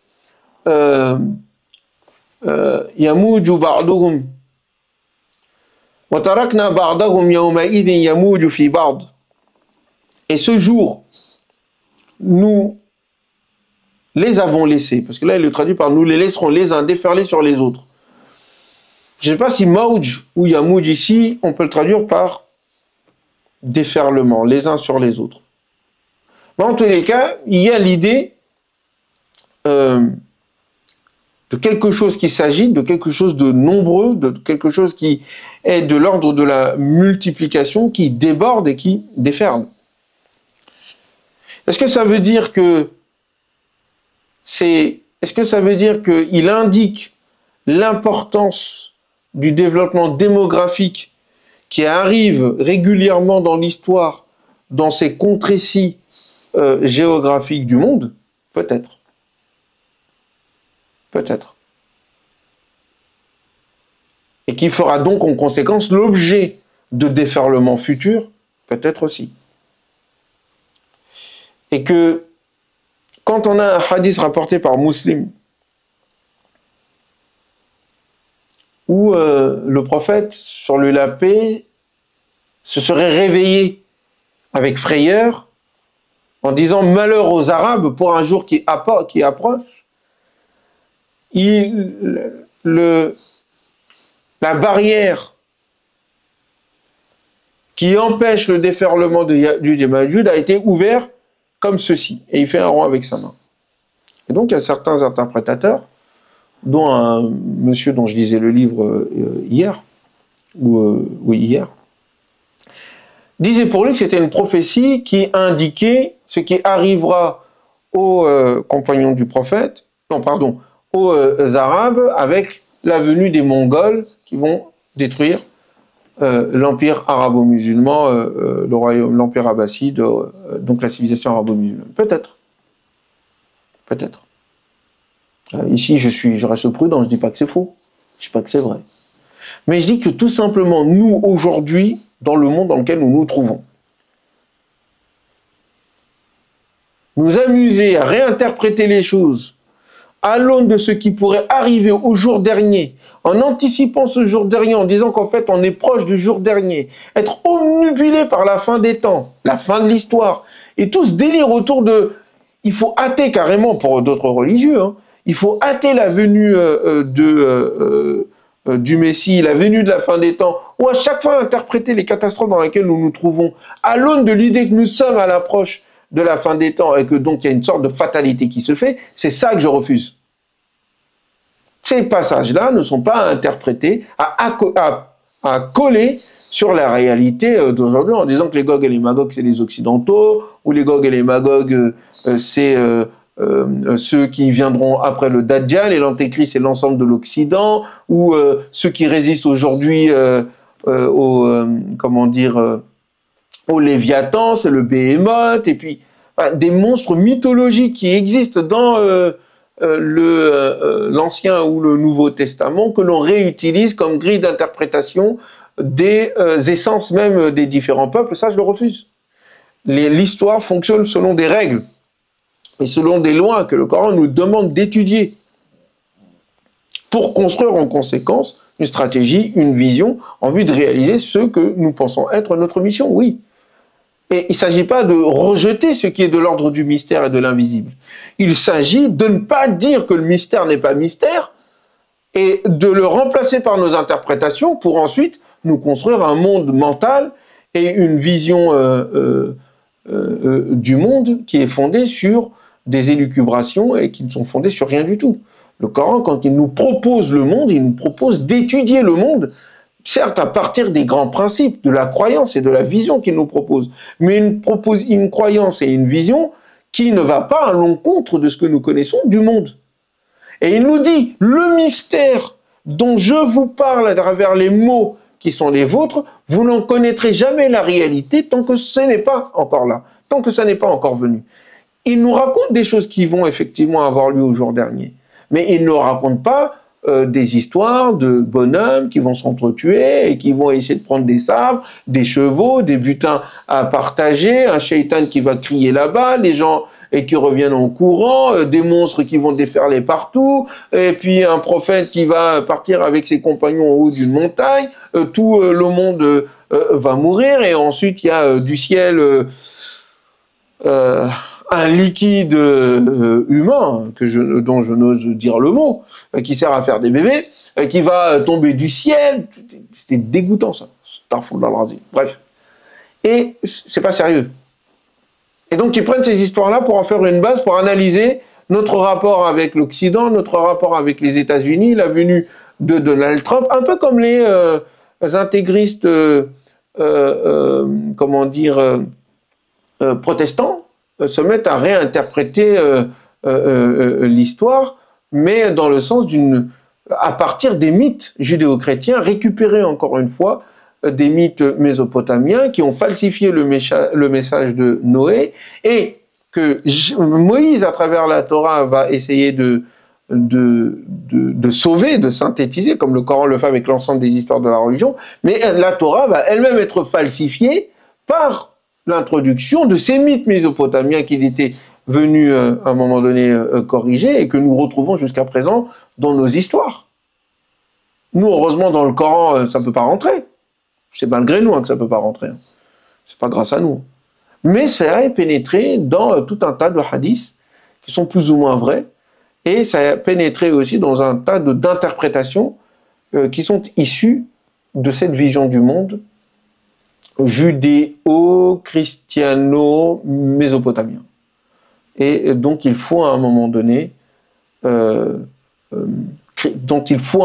faire la critique et nous fonder sur le Coran, premièrement, et deuxièmement, sur les faits historiques, sur les règles de fonctionnement de l'histoire sur la période longue, sur les fonctionnements et les règles qui commandent la nature, et c'est cela qui nous permet, à partir de cette vision universelle, à partir de la connaissance des causes, c'est ce qui permet à un moment donné de nous sauver de la situation de domination dans laquelle beaucoup sont en train de vivre. Et il s'agit de faire revivre le modèle de Zulqarnayn que le prophète, sur lui la paix, avait fait en réalité. Zulqarnayn a inspiré le prophète, selon moi, on pourra en discuter. Comme Sulayman a inspiré le prophète, sur lui la paix, comme la reine de Saba a inspiré le prophète, sur lui la paix, comme les différentes sourates du Coran ont orienté le prophète, sur lui la paix, pour l'aider à mettre en place la stratégie et le modèle de civilisation et d'autorité qu'il va utiliser et qui impacte jusqu'à présent le devenir de l'humanité. Donc vous voyez, certes, je parle de religion, certes, je parle de spiritualité, mais je n'en parle pas dans un mode superstitieux. J'en parle dans un mode déjà coranique, parce que quand vous voyez comment le Coran parle de ces sujets-là, Et comment est-ce que les religions en parlent? C'est le ciel et la terre, premièrement. Et deuxièmement, j'en parle à partir d'une vision qui se donne en tant qu'objectif à ceux qui y croient pour le réaliser, mais ne se donne pas en tant que prédiction sur la fin des temps qu'il faut soit précipiter, soit comment dire, réaliser. On attend la promesse de Dieu. C'est pas de ça dont on parle. La fin des temps, ça aura lieu, c'est pas notre problème ça.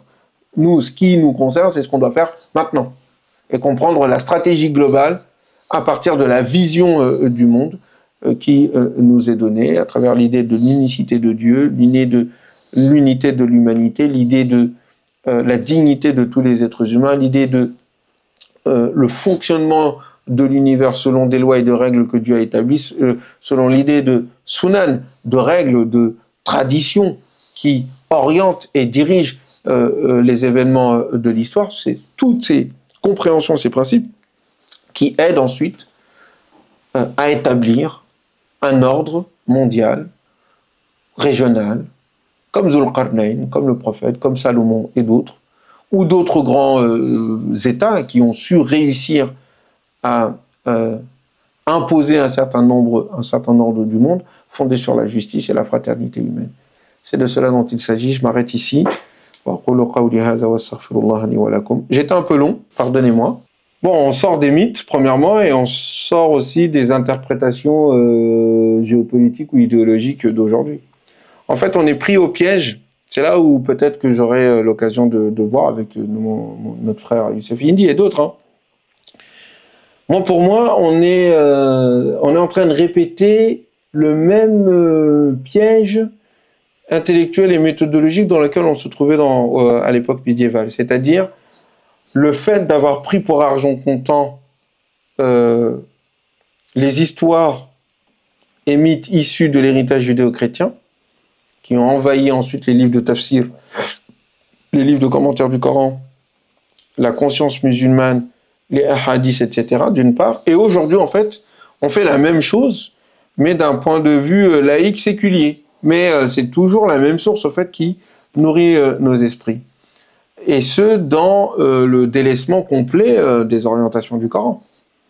D'où le fait que quand des gens comme moi, on s'appuie sur le Coran et sur tout un tas d'éléments quand même, où en termes de vision et d'analyse politique, on dit vous êtes un rêveur. Je dis, non, je ne suis pas un rêveur. C'est juste que je ne parle pas du même cadre que vous. Or, vous êtes musulman comme moi. Comment ça se fait que vous allez utiliser des cadres, en fait, qui ne sont pas les nôtres? Et qui posent problème parce que ce sont des cadres qui ne sont pas assez rigoureux scientifiquement et méthodologiquement. Et c'est ce pourquoi le Coran est venu pour corriger. Il y a une correction qui est menée par le Coran. Et nous, on fait comme si le Coran n'était pas venu. Ces histoires telles qu'elles existent dans la Bible sont vraies en tant que telles.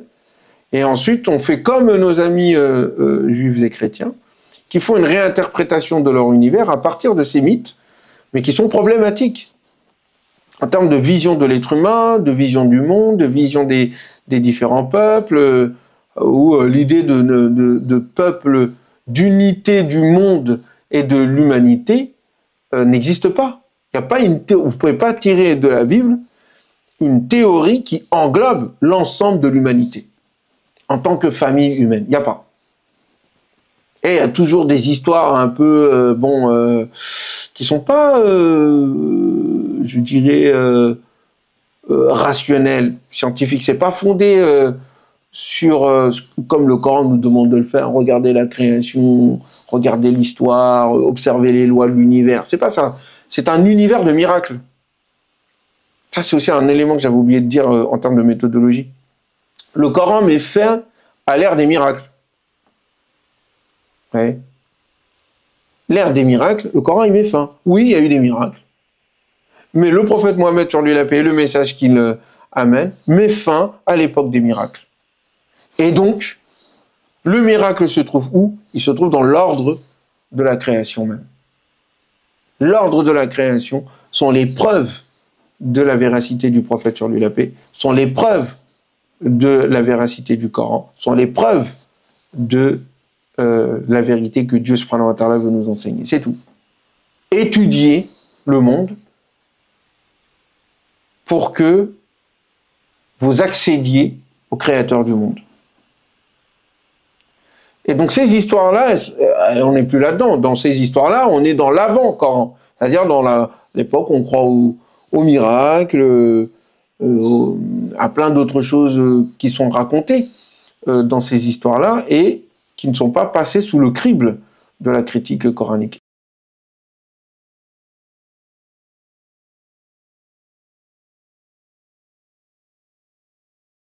Oui, il y a une contradiction. En fait, il y a une résistance de l'ancienne mentalité qui perdure dans l'éducation, dans les histoires qui sont racontées, dans les personnalités qui rentrent dans l'islam et qui viennent avec leur propre héritage. C'est des anciens détenteurs de religion qui ont un certain nombre d'histoires, de mythes qui sont les leurs et auxquels ils croient et qui passera dans l'héritage musulman.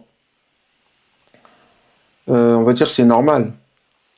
Et en même temps, ça veut dire qu'il y a eu, au fur et à mesure, une sorte de manque de vigilance.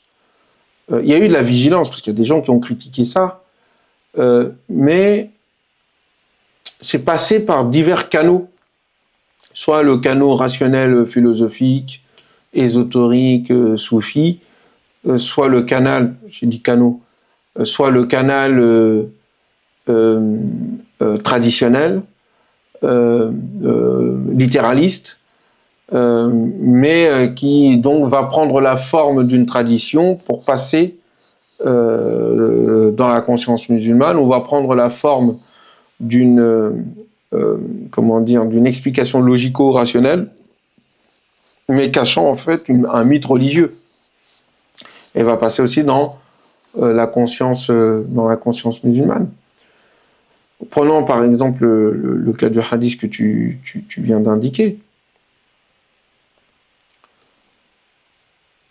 La semaine dernière, quand on était dans le cours de l'Université populaire d'islamosophie, on a fait une recherche. On posait la question de l'existence du sixième pilier dans le qadar. Et donc, on s'est posé la question, comment ça se fait que le Coran ne parle pas du qadar en tant que sixième pilier? Donc, on a fait des recherches et on a trouvé le hadith. En fait, c'est le hadith, effectivement, de Jibril.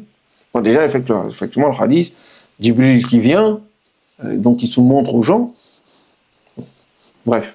Mais, pourquoi pas, moi, je peux y croire, hein, moi, j'ai pas de problème de principe là-dessus.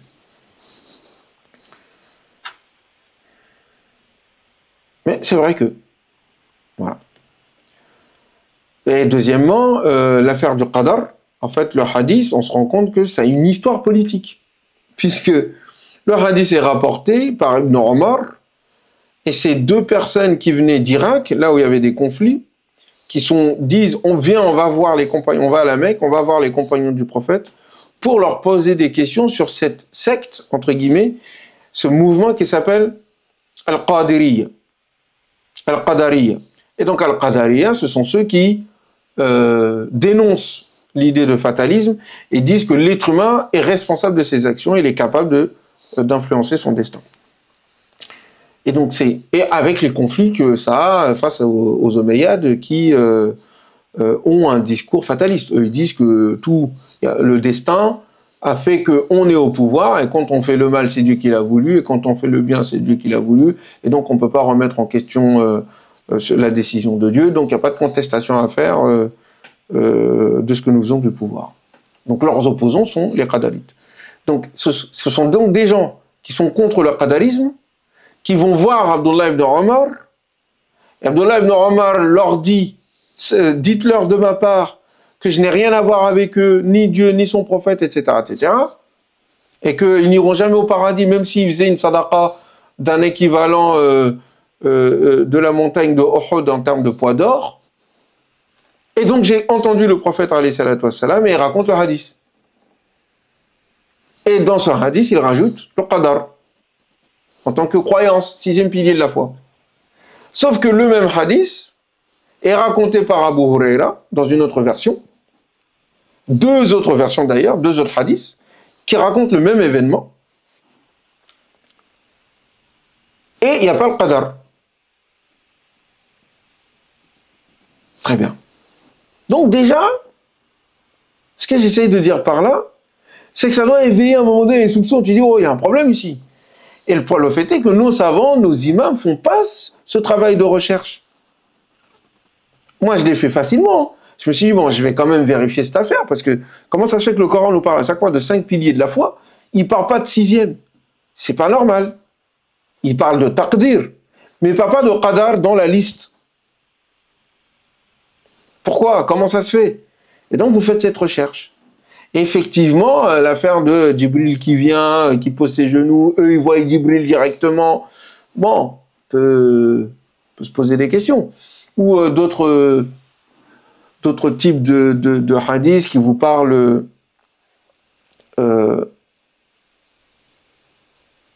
du prophète qui est ensorcelé et, par un juif, toujours un juif, et qui se retrouve dans une situation où il peut ni bouger, quand il va voir une de ses épouses, il ne sait pas s'il est parti la voir ou pas. Sous-entendu, il y a autre chose, hein. On parle de rapport intime. Et donc il est incapable à un moment donné de savoir ce qu'il fait. C'est dangereux ça en fait. Et puis ensuite il est couché, il ne sait pas comment faire, et puis il y a un ange qui est à sa tête, un ange qui est à ses pieds, ils disent oui il est touché, oui il est touché, c'est qui? Ils disent le nom de celui qui l'a ensorcelé, etc. Et donc c'est là que se révèle la sourate Qul a'udhu birabbil falaq et Qul a'udhu birabbin nas, et puis c'est récité, donc le prophète envoie ses compagnons pour aller chercher l'objet par lequel il a été vaudouisé, en fait c'est ça, parce que c'est un peigne qu'il utilisait, qui a été utilisé par le sorcier pour pouvoir empêcher le prophète de bien... Enfin, il a été touché dans son âme, hein. Le côté mental carrément. Si quelqu'un sait plus ce qu'il fait, c'est dans sa tête qu'il a été touché. Et si en plus, voilà, intimement, dans son moment le plus intime avec ses épouses, il y a quelque chose qui se passe, donc voilà, bon. Cette histoire-là, elle est défendue mordicus par tout un tas de personnes. Tu dis, mais il y a un problème, les amis. Qu'est-ce que c'est que ces histoires? Déjà, le prophète est prophète, alayhi salatu wassalam, que Dieu ne laissera pas moins que rien, ou un grand personnage quelconque, en tout cas quelqu'un touché à son prophète, alors que le prophète dit, le Coran dit qu'il est protégé, qu'il n'a pas de problème. Alors si en plus il a été touché en son âme et en son esprit, ça veut dire que ça peut lui arriver à n'importe quel moment, et peut-être qu'il a oublié des sourates et tout, c'est très dangereux toute cette histoire-là. Mais comme on croit en toutes ces histoires farfelues de djinns, de magie qui puisse toucher quelqu'un, des choses comme ça, et que c'est vraiment présent dans notre esprit, on a du mal à dire non, à critiquer ce hadith. Non, c'est pas possible ça. Ouais. Non pas au nom du fait que la magie n'existerait pas, mais au nom du fait de dire c'est notre prophète, il est protégé. Et puis qu'est-ce que c'est que ces histoires Ou encore une fois, on a des choses un peu mystico-mythologiques. Qui viennent intervenir dans notre compréhension de notre religion. Mais je peux donner plein d'autres exemples. Hein. Et Dieu le plus savant.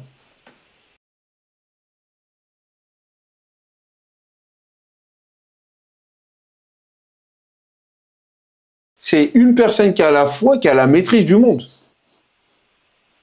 Et c'est lui qui montre, qui lutte contre ceux qui corrompent la terre, qui sauve les personnes qui sont en difficulté contre ceux-là qui corrompent la terre et qui détruisent, et qui établit la justice, et qui a les moyens technologiques de défendre ses principes, et les moyens technologiques et scientifiques et philosophiques qui lui permettent d'asseoir un véritable pouvoir bienfaiteur pour toute l'humanité. C'est ça le modèle, en fait, voulu par le Coran, et qui est incarné par Zulqarnain ici.